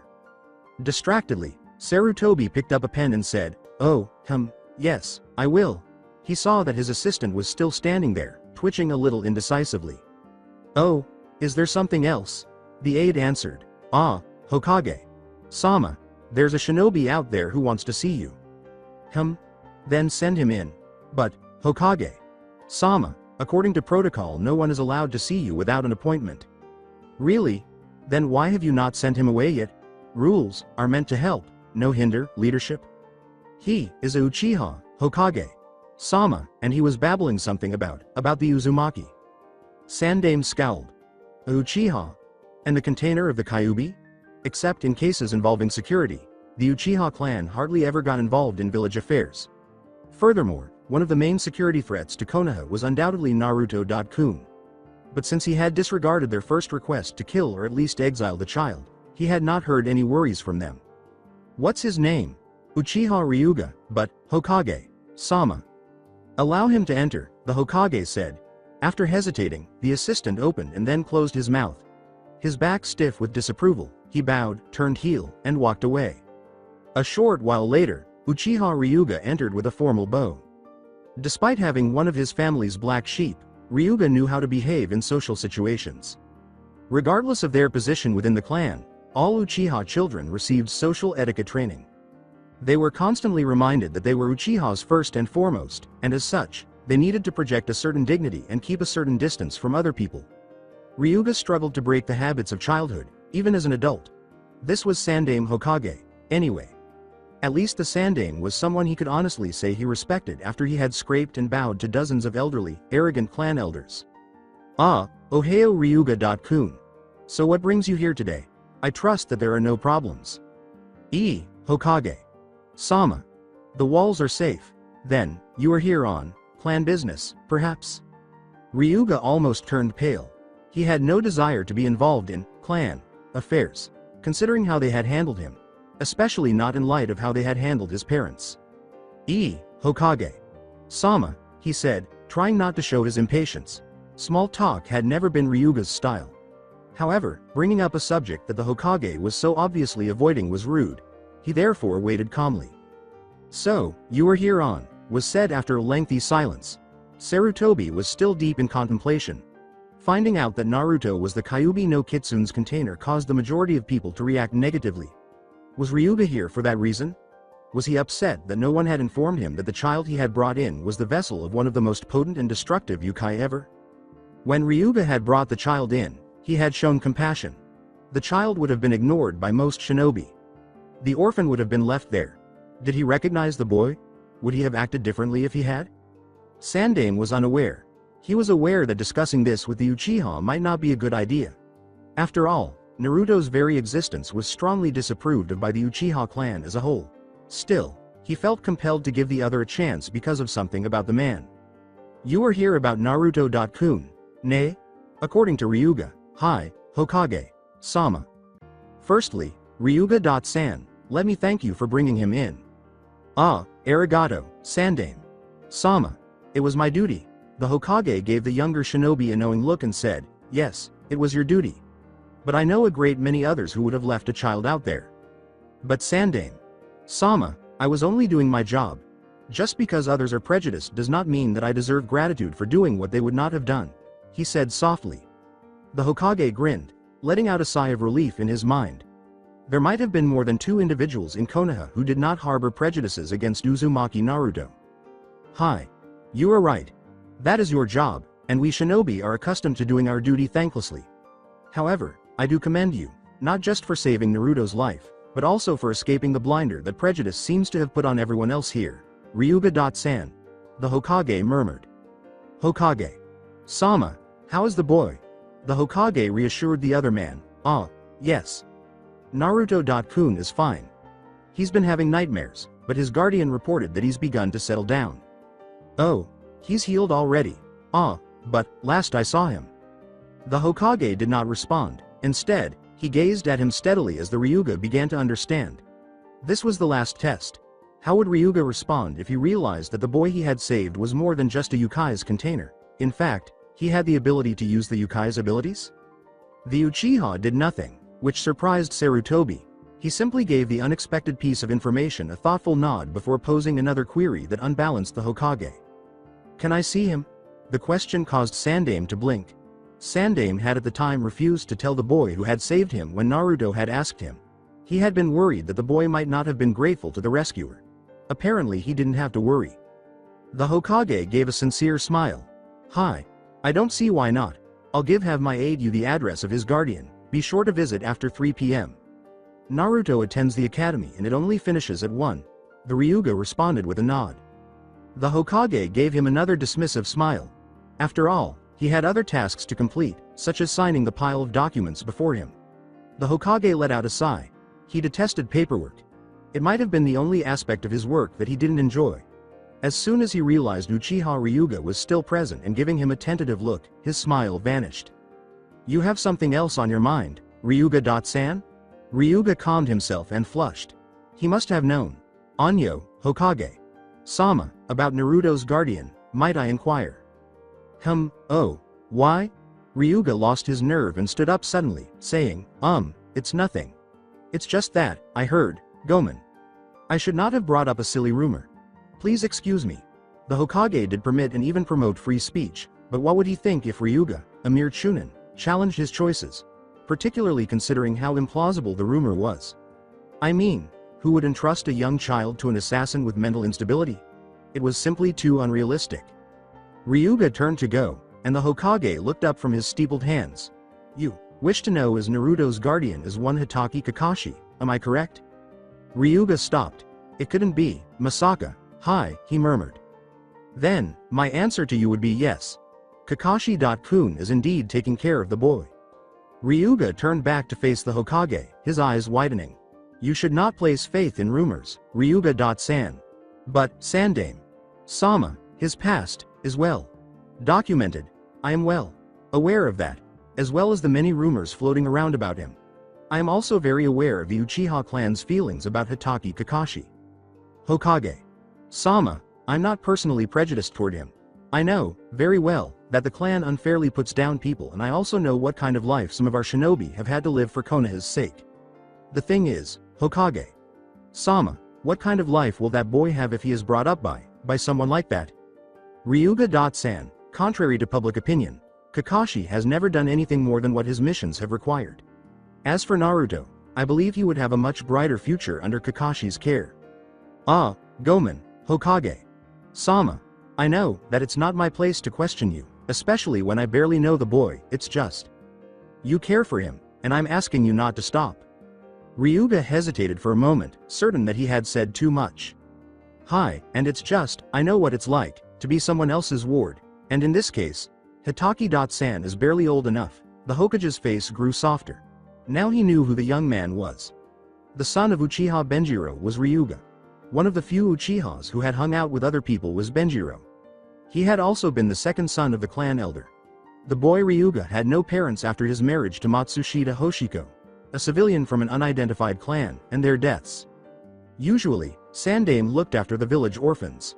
He ensured their well-being and treatment. After the Kyuubi and the plethora of orphans the Yukai had produced, it had not been a simple task. For as long as he had been Hokage, however, he had done so. However, the Uchiha clan had asserted complete responsibility for Ryuga. No matter his ancestry, they would not allow one of their own to grow up outside of their clan. They had argued that family should remain together, and Benjiro's brother, who was the clan leader at the time, had brought up the fact that the boy had never before slept outside the walls of the Uchiha compound. Sandame had surmised that it was more related to the remote chance that Ryuga might be in possession of the Sharingan. He thus recognized Ryuga's feelings. But, Ryuga-san, you have to understand. Kakashi-kun was not one of my choices. Ryuga scowled in puzzlement. Hitachi Kakashi was my only choice. You and I may be able to see a 6-year-old child. But so many others in this village would see him as a threat, and they would treat him as such. You have already seen first-hand what can happen. But Hokage. Sama, I just visit Naruto and Kakashi. If you could tell me the boy would be happier elsewhere, I'll be happy to. And Kakashi-san, he is not at all what he seems. Not everyone can see things the way you do, Ryuga. I hope you develop the habit, both for your own good, and Konoha's. Now if you'll excuse me, I have work to do, the Hokage said with a stern tone. Ryuga, at last, departed. Thinking about what the Hokage had said, He wandered outside. He gave the other aide a vague nod of gratitude as he left, hardly even noticing that she was giving him the paper. Fortunately, the man dismissed it as just another stiff, emotionless Uchiha. Ryuga decided to go the following day after glancing down at the address. Kakashi sat drinking slowly at one of the many bars that dot Konoha. The bar was dark and peaceful. To put it briefly, it was the kind of bar that Kakashi and other shinobi often visited. With a sigh, he eased into the night, enjoying the chance to rest. He hadn't had a quiet drink or some alone time in such a long time. Even after 2.5 months, Kakashi still occasionally felt the need to go sit somewhere, away from the boy and his incessant chattering, because Naruto truly cared about the child and he was so accustomed to living alone. But not for very long. He had left the child with Karain and Jirachi once more at the moment, but it was unsafe to do so for extended periods of time. In addition, Kakashi suspected that if the need arose, he would miss the bouncing ball of energy. You grew to like the boy because he was that way. He was aware that it would be bad for him to leave Naruto alone. Nevertheless, he was here, and his work was anything but enjoyable. When a cloaked figure stepped into the silent area, his eyes narrowed. Only when the figure revealed itself to be an elderly man seeking a quiet drink did Kakashi relax. He returned his focus to surreptitiously watching the door. The soft murmurs of the people crammed into the bar blended with music from nearby discos. Looking around here, it would be impossible for anyone to guess that just a few miles away, a child had been beaten nearly to death a few months prior. The attackers had arrived from this bar. After nearly 2 months of making nightly raids into every bar within 2 miles of the attack site, he was now positive of that. Eventually, he had concluded that this was the most likely place from which they had left. It was his 3rd time at the bar tonight. The men who had beaten the child have not yet been found. Additionally, there was no indication of who had activated Naruto's genjutsu and, most likely, provoked the intoxicated individuals. Another hooded figure finished the bar, and Kakashi stiffened once more.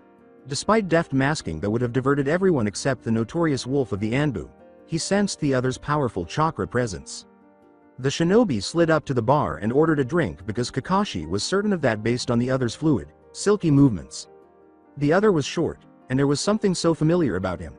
By this point, Kakashi was openly observing him. He was certain the other knew about him. Slowly tilting his head back, the shinobi let his cloak's cowl slide down, revealing silky gray hair that was significantly darker than his own. His eyes met a pair of icy cold, black eyes. Kakashi's stomach lurched. The weasel. His previous second.in command was Uchiha Itachi. Itachi, who had filled Kakashi's boots when he was 13. Raising an eyebrow at him, Itachi picked up his drink and sat down with his former teammate. "Captain, it has been a long time." "Ah, aren't you too young to be in here? I'm old enough to kill, to lead men twice my age, and Konoha trusts me enough to give me control of a team of their finest. I'm only enough to drink." The Uchiha smirked languidly. However, Kakashi sensed a sharper, more bitter edge behind his slack jawed words. While Itachi drained his glass, he looked closely at the boy's face.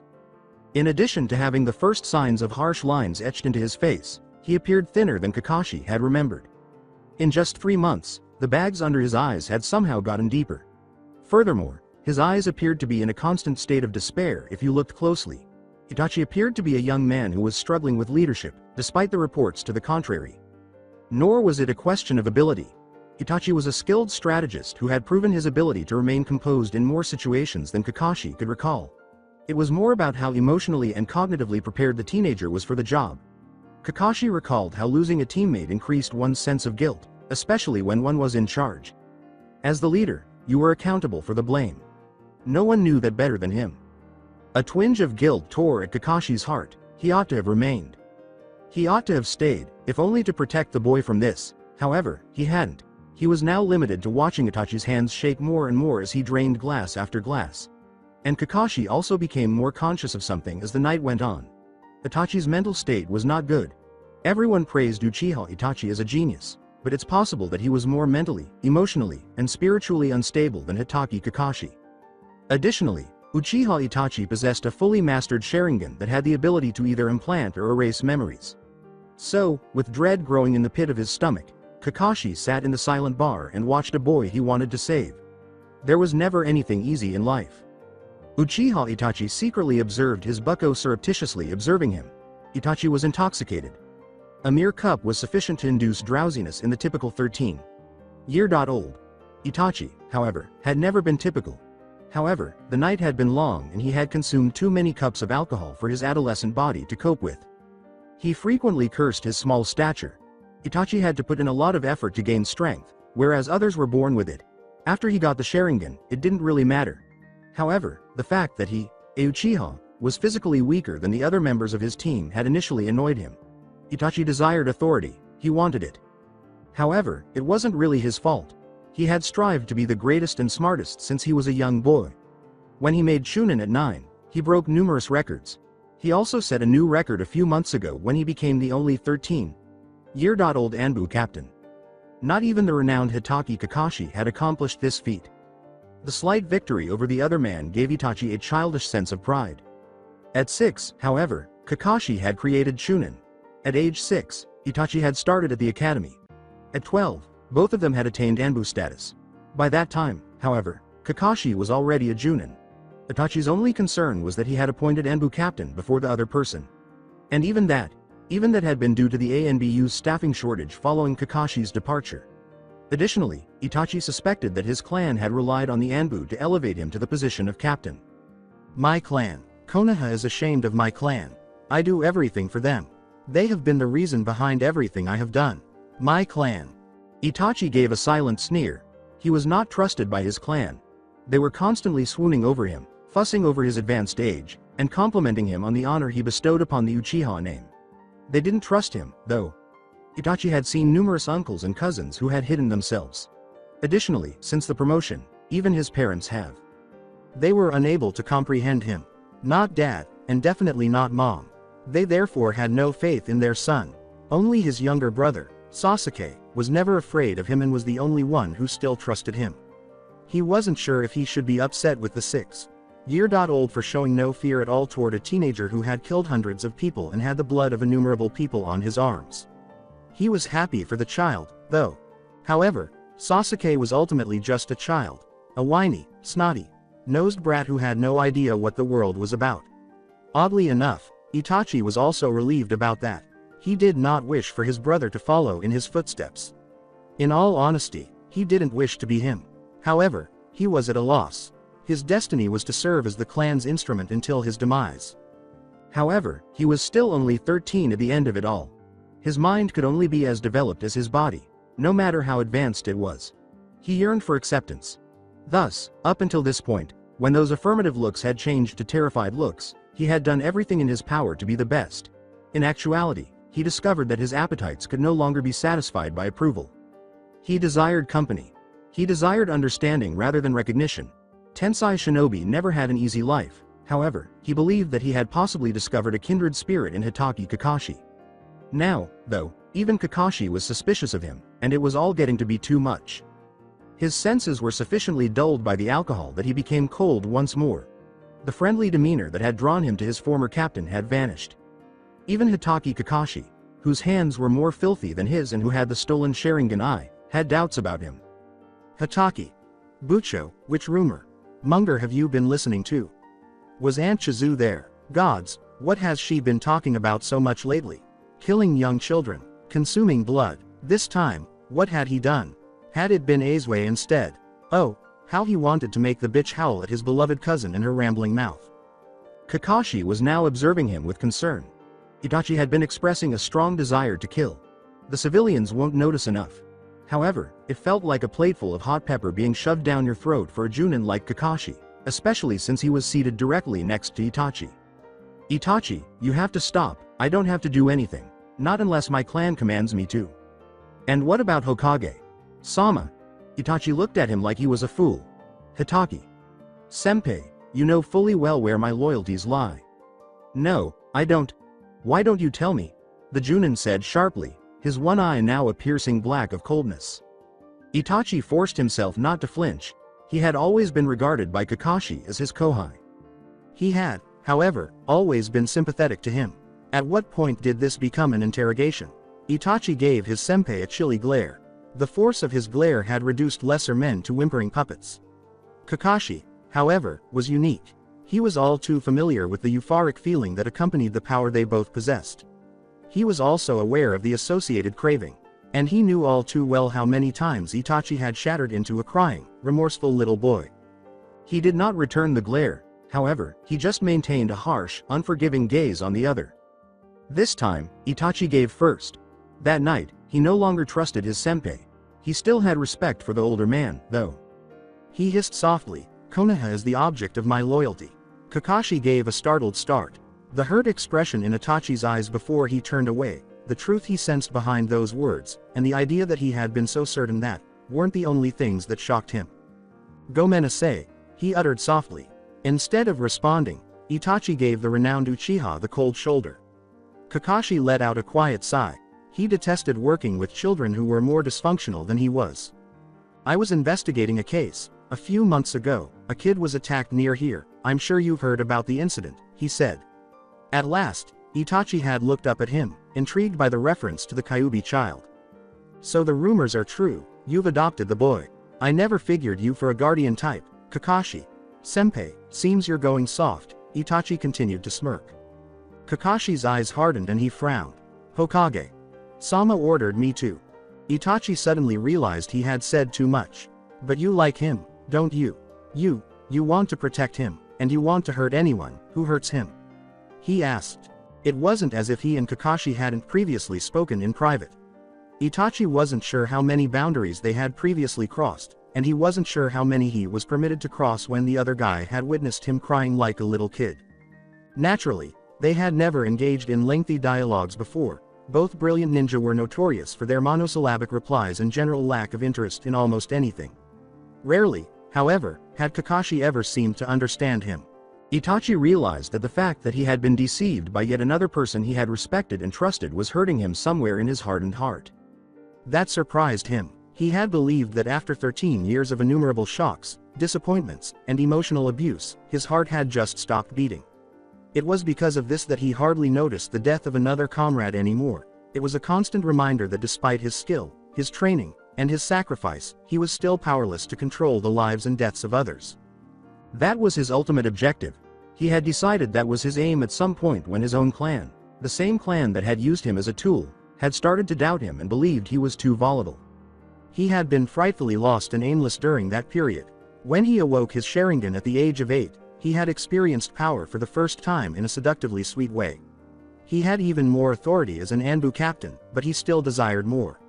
At least he wanted something to keep him under control in his chaotic life. The lines on his face were evidence of his numerous sleepless nights, even if his dreams were more horrific than any 13-year-olds should be. Well, Itachi frequently blithely ignored the fact that he had nightmares. After all, there was no one to care, and if his mother had tried to console him, he had made it so she wouldn't dare. Itachi occasionally believed that Sasuke was his only hope. The boy's ego and a part of his non-existent heart were both bolstered by his younger brother and the puppy dog's love and admiration for him. However, how many times had he shivered when the child said, "I want to be like you when I grow up, Anaki"? No, Itachi would somehow ensure that Sasuke would be completely different from him. He foolishly believed that if Sasuke was a failure, the clan would abandon him, so he declined to teach the boy any ninja techniques. He was still inferior to the clan, though. They were already permanently altering Sasuke by sinking their tendrils into him. Today, Sasuke had just acquired a new jutsu technique. He had not yet entered the academy. Additionally, he was proficient in Gukakyu no Jutsu, the Kaden. No genin should have possessed enough chakra to execute the Chunin level jutsu. However, the Uchiha were renowned for their high chakra levels and geniuses in addition to their lineage. Many others sneered as they reflected that it was the result of generations of inbreeding.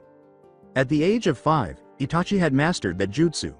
Sasuke was 6 years old. Next year, he would be joining the academy. Itachi had started a year ahead of his classmates, at age 6. There were too many uncanny similarities between the brothers.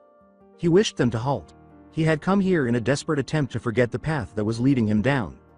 So why does a random attack on some kid lead to my interrogation, Kakashi, senpai? Kakashi paused there before saying, Itachi. The attack was not just physical. Someone used genjutsu on him. It was powerful genjutsu. How did you know? Itachi inquired, his apathetic exterior vanishing. Genjutsu was difficult to track down, and its psychological effects were even more difficult to identify. Kakashi let out a sigh. It was the kind of genjutsu that only you and I, or some other member of your clan can use, he grumbled. Itachi's gaze expanded. Genjutsu? Especially with a mastered Sharingan. Who would harm a child in this way? Even a Yukai's container. Additionally, Kakashi had believed that he. Why me then?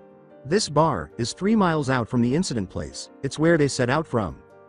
And when I walked in here tonight, you assumed. Kakashi massaged the painful area between his noses covered in exposed parts. I assumed that you were the one. I was wrong. And how do you know?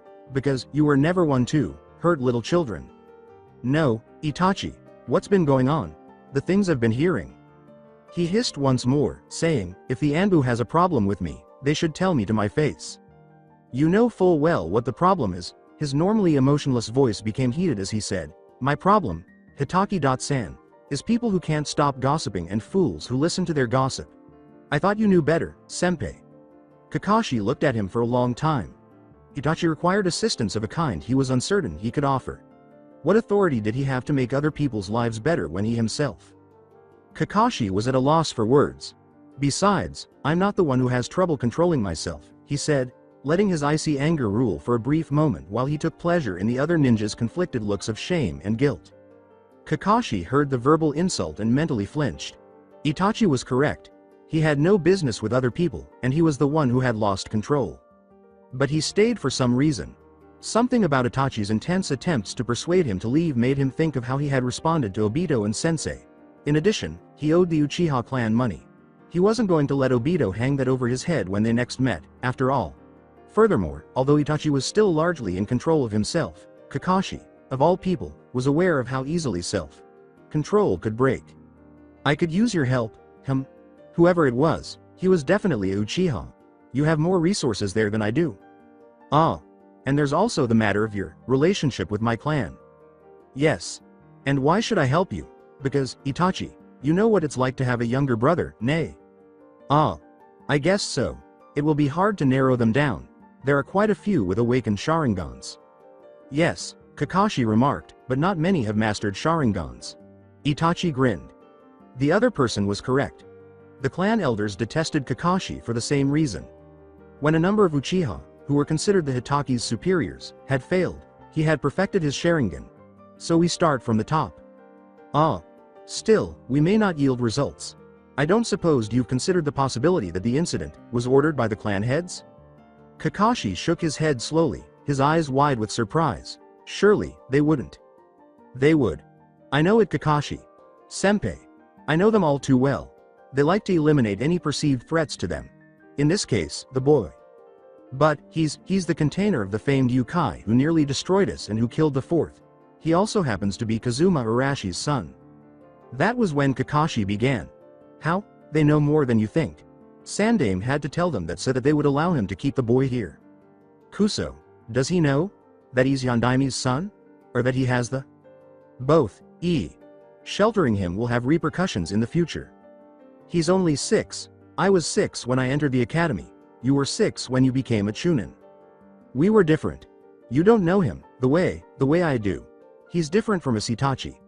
Despite everything, and I do not want him to walk either of our path, not any more than you want your brother to. Itachi gave the candid statement a nod. The words, it seems as though Sasuke will not have a choice, were laced with resentment. There is always a choice. You don't know what it's like, Kakashi. You don't know what it's like to be a clan, to have such expectations, to have to obey. You'll help. He rambled, only because, once more, I have a condition. What? I want to meet him. Kakashi gazed for a while at the other. I'll bring Sasuke. They're the same age, nay. And from what you tell me, both of them have little experience with children of their own age. Kakashi gave nod. He's afraid of the Sharingan. Then I'll be sure to keep mine inactivated. Kakashi slowly nodded once more to indicate his agreement. Itachi wanted to meet the boy, but he had no idea why. However, there was still a slim chance that Itachi was responsible for everything.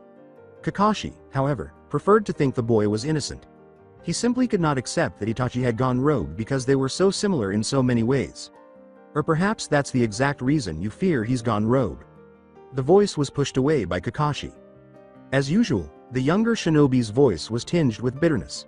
Well, it's a date then. Yeah, bucko. I have to get home, It's a long time past curfew. Kakashi wanted to get rid of that resentment. He attempted to lighten the mood by saying, "At least you don't have a blonde brat who'll scream at you for staying out late." Itachi said, "Aya. But I do have a crybaby who'll stay up late till I return," with a warm smile that few people had seen. "Yeah," he said, stumbling out of his chair, his senses somewhat numbed by the sake. Just as they had arrived, they both departed with the night. Kakashi struggled through his hair, suppressing a yawn. When he opened the apartment door, he was greeted by the sweet sight of Naruto sprawled on the floor with Karain supporting his head while Jirachi kept watch. The guard dog slobbered over Kakashi and let out a joyful bark. He made an unsuccessful attempt to quiet the boisterous animal. "Ni-san," Kakashi moaned quietly to himself. It was too late. The boy who was still sleeping muttered, "Ni-san, don't leave. I promise I won't dye your hair," as he stepped into Karain's cozy fur.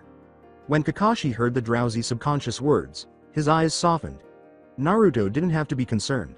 Kakashi had vowed to stick by him and keep him safe. Furthermore, for Hitaki, honor was paramount. An enduring reminder of that was the image of his deceased father lying with a tanto in his stomach. While holding the boy in his arms and placing him on a futon before tucking him in, Kakashi pondered absently whether a teenager with black hair was doing the same to his younger brother on the other side of Konoha. He shut his eyes and awaited the return of sleep. You can avoid nightmares tonight. Unbeknownst to him, he had another Uchiha to deal with tomorrow after a full day of work and an unresolved case. Kakashi hummed to himself in his mind in a tuneless and silent manner. He was currently sleep-deprived, agitated, and generally not very amiable. For this reason, Naruto's decision to dye his hair green had been a poor one. This was also the reason he had screamed at the child. Thus, his dogs had conspired against him.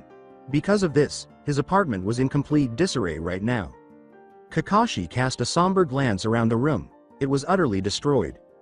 Dogs were thought to be devoted.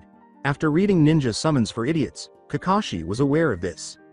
Since he was not well informed about the Hitaki family summons, he had accepted the book even though it had offended him when Arashi sensei had made him read it.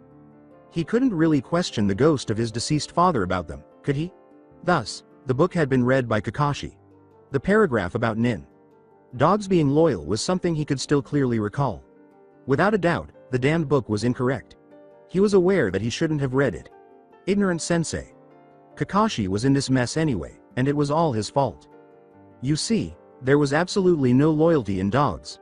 They had sided with their master's boisterous blonde charge rather than shielding him from all the dangerous situations.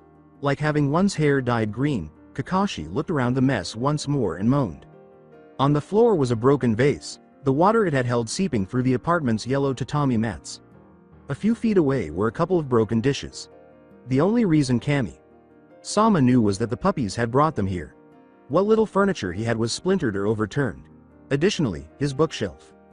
His priceless collection of Icha. No. Kakashi darted around the room, hoping for good fortune. Just this once, please, gods. At the sight of his pure collection, he relaxed. Excellent. The dogs, at least, were smart enough to keep his prized books alone. However, that and the intact picture frame above his futon were the only indication that the gods were, in fact, somewhat forgiving. He let out a sigh. His sparse, tidy apartment resembled a battlefield. Well, that was kind of nice. He had cleared enough combat zones in his lifetime, after all. Blood wasn't involved, anyway, unless you take into account what a certain silver-haired Junin was known to do the next time he called forth Jirachi, Karain, and their puppies. However, his hair was still a hideous shade of green, his apartment was in ruins, and he had a self-imposed mission in the evening. Once more, he sighed. There was no doubt that having that child around never made things peaceful. As he drained the bath, Kakashi hummed. Yosh. Even though his hair was still green, he felt fantastic. He soaked for 40 minutes, but the damned dye would not come off. Unless someone saw him in this state, it didn't matter anyhow. The doorbell rang, and he shrugged into his usual off-duty attire of a black tunic and pants. He stifled a moan. Now what?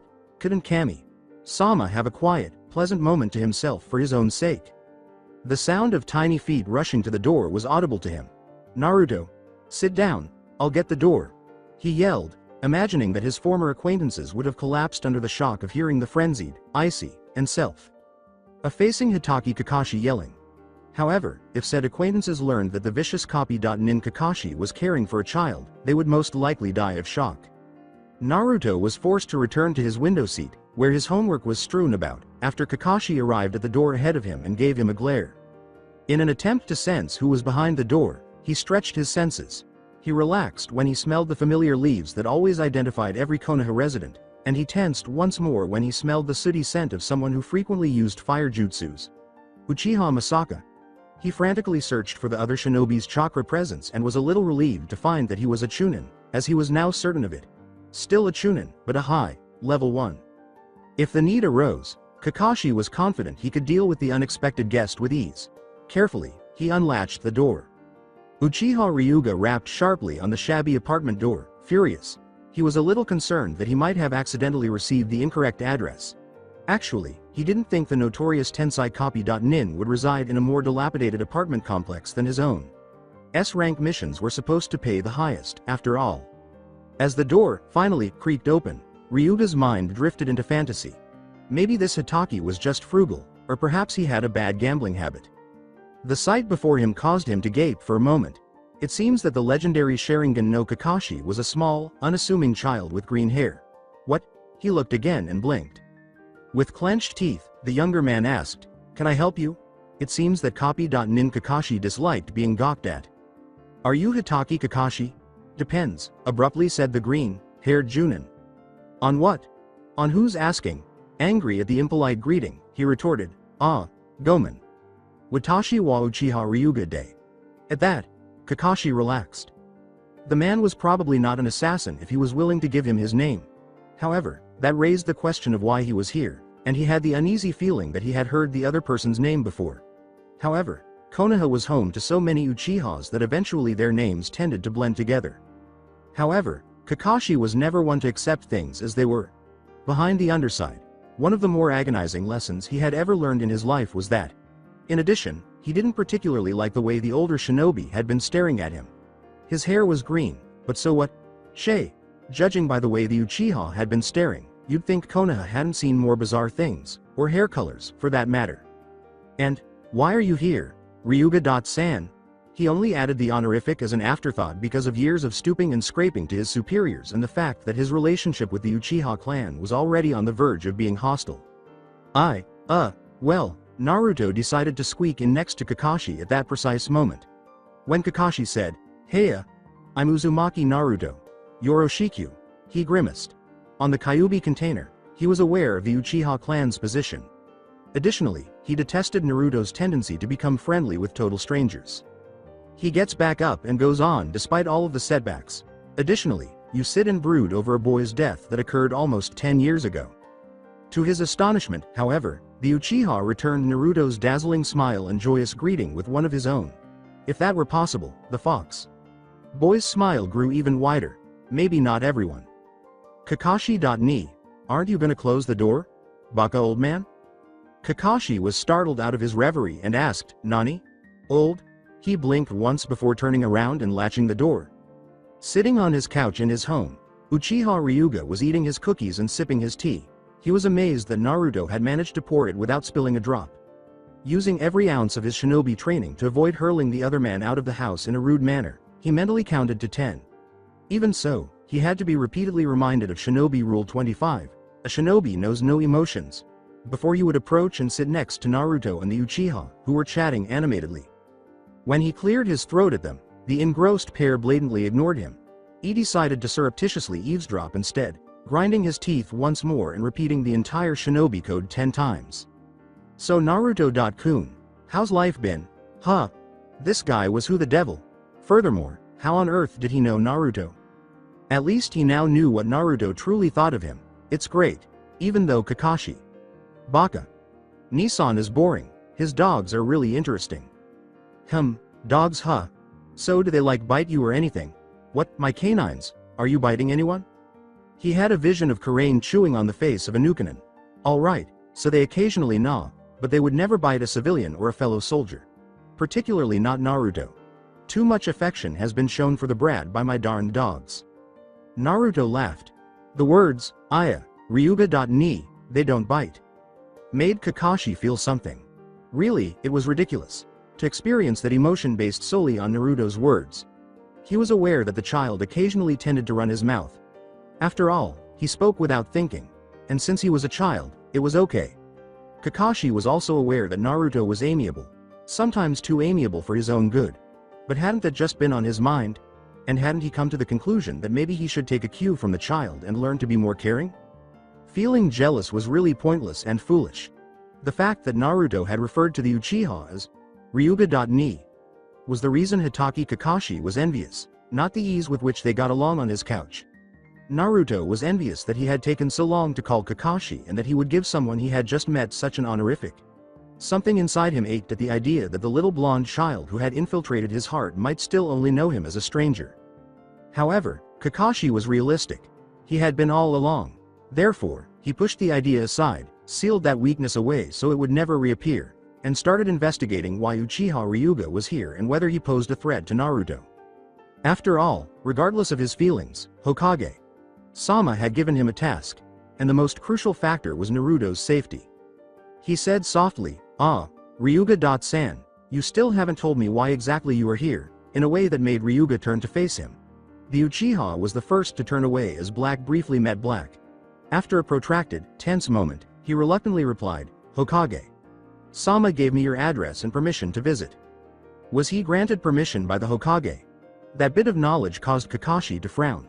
Why did Uchiha depart to see Naruto after Hokage Sama gave him, particularly after he had, more or less, allowed Kakashi to look into the other shinobi's clan? He pondered for a long moment, attempting to understand the answers.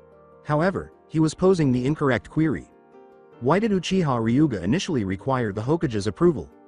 The majority of Uchiha took, and typically obtained, what they desired, relying on the reputation of their clan to make things easier for them and to mitigate any potential negative effects. The Uchiha followed a different set of laws and, like some other influential clans in Konoha, were run by their own people rather than the Hokage.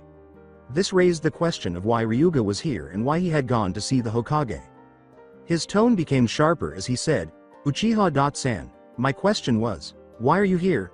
It wouldn't matter if Ryuga had the Hokage's knowledge and was present. The possibilities were endless. He might still pose a threat, or worse, the Hokage might have tricked him into coming here. Besides, Kakashi had no way of knowing whether Ryuga was telling the truth. Kakashi looked at Naruto, who was squinting at the two of them, something he would never do with a child around. The other man's chakra signature was too low and too tightly controlled to read, unless he used his Sharingan. Exasperated, he slumped back. Even if the Chunin was telling the truth, there were still a lot of options.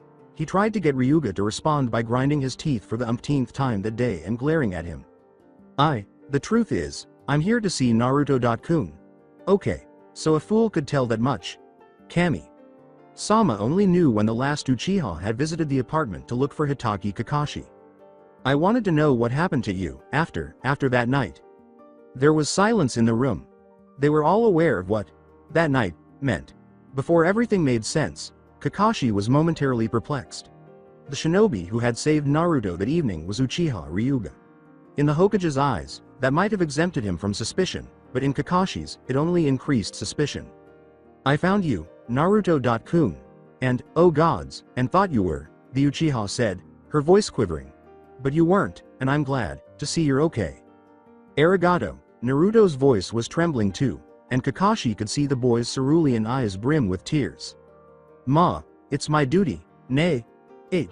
Hi, but people don't.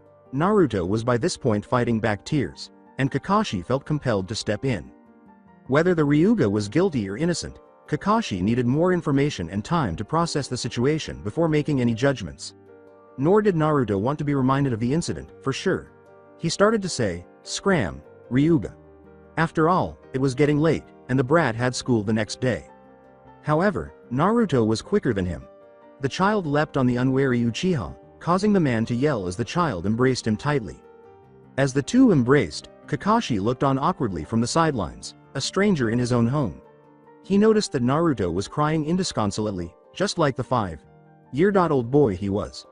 Kakashi had witnessed him laugh, tremble in terror, put on a mask, pout slyly, and more.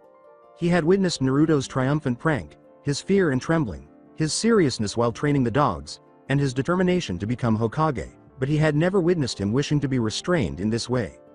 Furthermore, there was always the possibility that Ryuga was being honest. He also appeared to have feelings for Naruto. Which was fortunate. Correct? The question caused Kakashi to shake his head. It was obviously beneficial to him. Kami-sama was aware that too few of Konoha's villagers and shinobi could really see beneath the surface, and that too few people saw the child for who he was.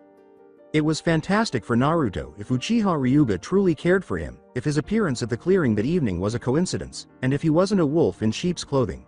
If not, however, Kakashi vowed to kill Ryuga if he caused Naruto any harm.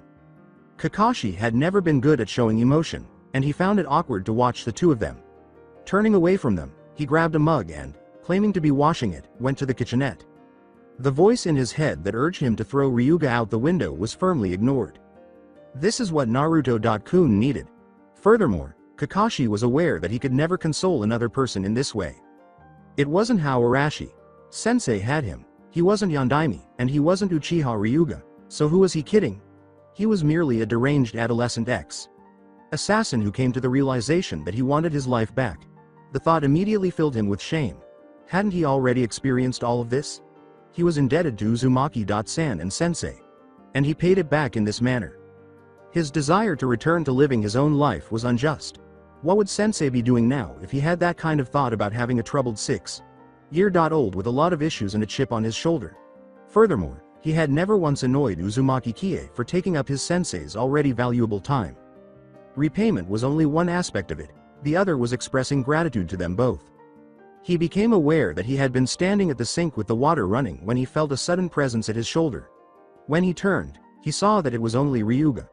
Not wanting to waste his words on someone he couldn't bring himself to like, he raised an eyebrow at the man. "The kid's sleeping," cried himself out, was a terse statement from the Uchiha, who shared the dislike. After examining the man for a while, Kakashi came to the conclusion that the Uchiha didn't actually resemble one. Ryuga's coal-black eyes were the only clue that he was a member of the renowned, or notorious, Uchiha clan. His hair was deep, dark purple rather than light brown or black. In contrast to his relative's pale porcelain skin, he also had light brown skin. His physique was also completely inappropriate for Uchiha. He had broader shoulders than Kakashi and was a head taller. Maybe he was a Uchiha by marriage, Despite being a male-dominated clan, the Uchiha were a matrilineal clan, and it was not uncommon for men to change their names after marrying Uchiha women. However, Kakashi was not so cut off from the local gossip that he would have failed to notice the commotion that would have resulted from an outsider marrying a Uchiha. Furthermore, those eyes were unquestionably Uchiha eyes. Maybe a half-blood? An Uchiha man, or woman, would sometimes marry outside the clan, but this was uncommon. As it weakened the bloodline, this was generally discouraged. Additionally, the progeny were frequently rejected. Kakashi had some empathy for them because he had never been a part of a clan and, although he understood what it was like to be rejected by the Uchiha Council of Elders, he had no idea what it was like to be shunned by your entire clan. Furthermore, Ryuga would have an incentive to mindlessly obey the elders' orders in order to win favor if he were a half-blood. He may have even assaulted a young, fair-haired child. Kakashi tried to get his thoughts straight and shook his head. To discover the truth, he would require a determined, objective mindset. "Can we talk?" Hidden at the top of a huge hall was a figure. All of the men seated below were highly esteemed Konoha residents. They were individuals that the majority of regular shinobi would not likely encounter in their lifetime. They believed they were pure-blooded, elite Uchiha who proudly wore the name of their clan. They were respected by most shinobi. The people of Konoha held them in high regard. They even intimidated the leaders of other clans. The figure, however, was different. Their air of superiority and civility did not appeal to him. Neither their alleged pedigree nor their pretentious manners appealed to him. He was superior to them. He was aware of it. It was sufficient evidence that he could stand here, far above them, hidden in the shadows of weathered timbers, and not a single one of them would suspect anything. However, it's possible that he was too quick and harsh in his judgment. He might have been too good for them, one might wonder. However, no even a conceited idiot like the one who hid and scuttled in the shadows understood that it was not he who lacked skill but rather their overconfidence. They failed to see someone like him because they were too enmeshed in their customs, too consumed by their own ambition and sense of glory. And that pride and that greed would be their undoing, he thought as he watched them plan and plot below, like ants scuttling back and forth. The fall is more difficult the higher the pedestal, and he would see to it that they fell, hard and long. The Uchiha was going to fall, no matter what. He would take care of it. A couple of hours before, Uchiha Ryuga gazed at the shinobi seated across from him incredulously. Kakashi Hitaki was paranoid. He was also crazy. Those were the only two things he was certain of at the moment. Ryuga had thought it was about Naruto when the Junin had said they needed to talk. Something life-altering and serious. The resulting conversation, which was more akin to the Junin glaring at Ryuga and giving him flimsy explanations for why he didn't trust him, couldn't really be called a conversation because Kakashi had been the only one speaking. According to the majority of those theories, Ryuga attacked Naruto after using some kind of Sharingan genjutsu on him. Which, to be honest, drove him insane. First of all, his Sharingan was not activated. Second, a straightforward genetic issue prevented him from possessing the Sharingan. Ryuga gave up being a ninja at a young age and chose to become a scholar because his father had never activated his Sharingan. This indicated that his father's parents had passed on a recessive gene to him. Only by marrying a woman of Uchiha ancestry would he have been able to have a son, or daughter, who at least had the remotest possibility of having the coveted dujutsu. However, his dad hadn't. As a result, his child, a Uchiha Ryuga, would never be able to inherit the clan bloodline because he had married outside the clan. And that made all of Hitaki Kakashi's completely pointless conjectures impossible. The boy had been saved by him, and that was another factor. He reminded him that Kakashi appeared to have forgotten about it. Strangely enough, the Junin seemed to believe that only increased his suspicions. Ryuga tightened his jaw. There was nothing that could be done to calm the child. Simply put, he was insane. He didn't care if that was how the Anbu had made him. However, the child was definitely barmy. And he was shocked that Sama had trusted this madman with Naruto's care. Perhaps he was exaggerating. However, he did not understand a single bit of Kakashi's flawed, in his opinion, reasoning. Why should it be a disadvantage for him that he had saved Naruto? And where had the teen picked up that way of thinking? Or perhaps it was a Junin thing. They all appeared to be crazy. He wasn't twisted enough to be a Junin, which is why Ryuga shuddered. Hitaki-san, you're missing the point. Hokage. Sama sent me here, which means that he obviously trusts me. Surely you don't mean to imply, he continued to speak. You smartass, chew on that. Not even the well-known, or notorious, Hitaki Kakashi could assert superiority over the Sandaime, Hokage. With a look that suggested guilt, Kakashi simply leveled him. With a sigh, Ryuga fought the impulse to yell and slam his head against the table. With washed-out boy X. Assassins who saw conspiracies everywhere, there was no sense. So, looking up at the quickly darkening sky, he stood up stiffly. He left before the other ninja could say anything. Well, Hitaki-san, as interesting as this conversation has been, I really have to go on patrol duty, you know.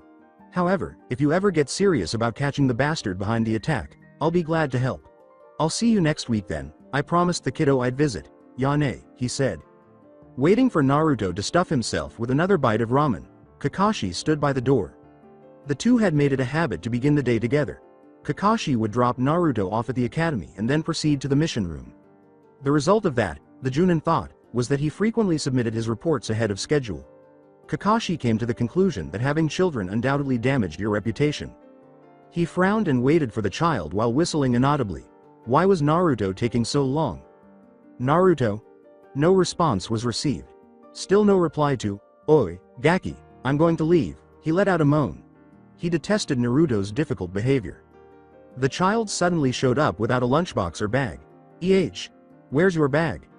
Anyo, Kakashi.ni, can I stay home today? Let me think, are you feeling sick? Naruto gave a headshake. Did you hurt yourself? No, the boy replied, scuffing the floor as he usually did when he was anxious. Then no, but why don't you want to go?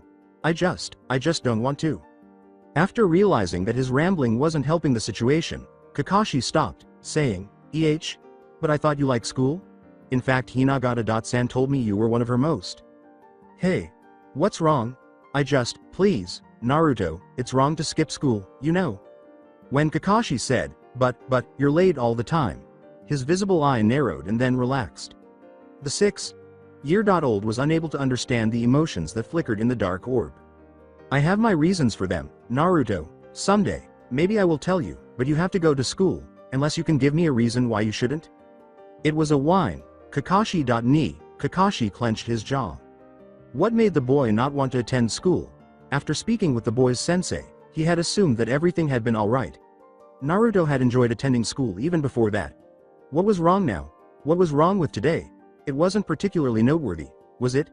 Kakashi searched his mind, attempting to understand how a preschooler's mind functions. Additionally, yesterday wasn't particularly noteworthy. It was just Naruto's final day of the midterm break. Hold on, Naruto was beginning a new term and a new school year since the midterm break was over. He would also be going up a grade. With a look of surprise on his face, Naruto asked, Naruto, is it because you're moving up a year? Before giving a shy nod, he said quietly, I don't want it to be like before. He bit his lip, Kakashi. Naruto was shocked once more as pain flashed across his plump face. Well, it will, he said. It'll be like before, he said, emphasizing the fact that, because Hinagata Sensei will still be teaching you, and all of your classmates will be with you. Well, maybe not all, because the ones who failed their tests will have to stay back. You see, it's because moving up a year doesn't mean changing classes, it just means that you've graduated to the next. But Naruto didn't hear him. He had already rushed in to retrieve his bag and left. Kakashi simply took the boy's hand and laughed at his antics. It was a fresh beginning, and it appeared that the future was bright. We're having lunch at the academy. Naruto and a classmate were chatting happily as they left the classroom. Such a scene would have been unlikely just 6 months ago. For the child, 6 months felt like a lifetime. Since then, a lot of things had occurred. For once, he was content. He also had pals. He now had companions with whom to play, laugh, and converse. He was someone now, in other people's eyes, and that was important to him. He was no longer the odd blonde kid who was constantly staring at the crowd from the outside. His friends might not have been close, but that was to be expected. For a 6-year-old, the fact that all of his classmates were 2 years older than him was significant. They therefore tended to treat him more like a little brother than a peer and to be distant. He didn't care, though. He had Kakashi. After all. It meant a lot to him to finally have someone he could call family, not just friends. For the young boy who had had no comfort or anyone to turn to just a few months prior, it all meant a great deal. Furthermore, he had been informed by a classmate that he would finally be surrounded by people his own age. The incoming class would be entirely composed of 7-year-olds, all of whom were his age. The idea that this might be his chance to create a true best friend made Naruto smile. He glanced at the playground in the hopes that everyone would be there. However, there was no new person present. Only some groups of older students sparring, and some familiar faces from his class. Naruto felt a sinking heart. At that moment, a crowd of kids rushed out of the school. They were all small, talking excitedly, and their clothes were just ironed and wrinkle-free. Naruto smiled. The new children were present. He observed them for some time, attempting to determine with whom he should speak first. The majority of them started playing tag, but he was afraid to approach a big group. He then focused on the others, observing them for some time before selecting the ones who appeared to be friendlier. The first was a blonde girl with short hair and warm green eyes who was talking to some other girls nearby. However, he was frightened away by the group of girls with her. Then he was sitting close to a group of boys. A brown-haired boy with red stripes down his cheeks was the loudest of them all, and he had a puppy. Naruto smiled, thinking that anyone with a dog must be laid back. He also liked puppies. A boy with spiky hair and a drowsy appearance sat next to him, talking softly to another boy with brown hair and cheeks tattooed with swirls. However, he was reluctant to bother them because of their comfort level and familiarity with one another. Then came the 3 silent ones. In a corner of the area the newcomers occupied stood a shadowy-eyed child. Although he appeared to be in good health, he had a strange habit of occasionally bending one ear in a particular direction, as though he were listening to an unseen being that only he could see. A girl with pale eyes and purple hair was a few meters away. He chose to leave her alone because she was absorbed in herself and flinched uncomfortably whenever someone came near. Finally, there was a black-eyed, black-haired boy practicing shuriken throwing in a corner next to a tree. The child's steady throwing attracted Naruto's attention, and he was impressed. This guy already knew how to throw a perfect throw, while most first-years were only permitted to begin learning late in their final term. As the raven-haired boy unleashed 3 precisely timed projectiles, Naruto felt a twinge of jealousy. He had only been practicing for a few months. And although Kakashi.ni had promised to begin teaching him as soon as he learned how to throw and use kunai as well, the Junin had not yet fulfilled the promise. And he felt as though he was drawn to those obsidian orbs like a moth to flame because of something about them that seemed so familiar. As Naruto was gathering the courage to approach and speak with the other child, he noticed two of his classmates approaching the child. He felt a sense of impending disaster. The infamous Ishida brothers were those two.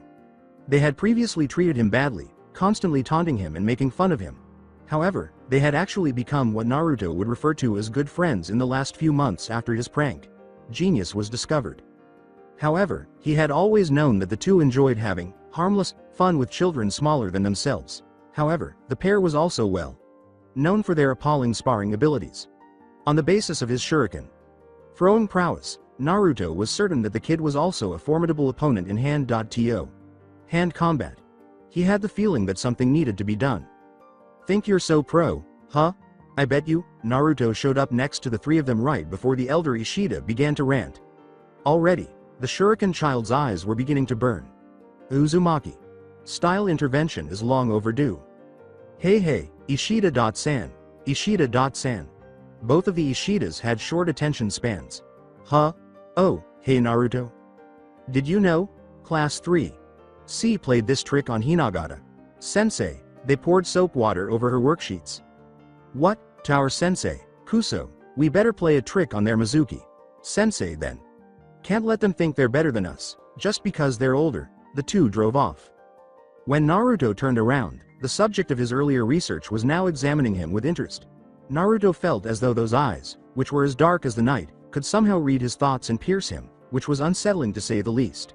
The sensation was anything but pleasant. The boy declared, a little irritated, I could have handled them, as his final statement. Naruto gave a casual shrug. Yeah, well, I sorta know those guys, and the question if they could handle you, he replied. You weren't in class when Iruka Sensei called, the other child said after studying him once more for a considerable amount of time. He replied, oh, that. I'm in another class. He had learned to read white lies from years of watching people, and they had never hurt anyone. And he now had the gut feeling that this child would not like it if a child his own age was in a senior class. Additionally, he had learned from spending so much time with Kakashi that telling the truth was not always necessary and that there were certain ways to tell the truth that were not quite accurate. He grinned and said, my name is Uzumaki Naruto. My name is Uchiha Sasuke, Yoroshiku, the other said, bowing slightly and courteously. Uncertain of what to say or do next, they gazed at one another. As usual, it was Naruto who took the lead. So, who taught you to throw like that? An uncle. In response to the question, Sasuke nodded. Oh yeah, you have a huge clan, right? Do you know Uchiha Ryuga? Sasuke asked, his face instantly becoming brighter. He trailed off, realizing that he was discussing clan business with a boy he had just met a few minutes earlier. Yeah. He's one of my older cousins. He used to play with me when I was younger, but I don't see him very often, because Odo Sama doesn't like. Abruptly, his eyes narrowed with suspicion. How do you know him anyway? Oh, well, Naruto paused, considering whether it was appropriate to tell the truth in this particular situation. He inhaled deeply.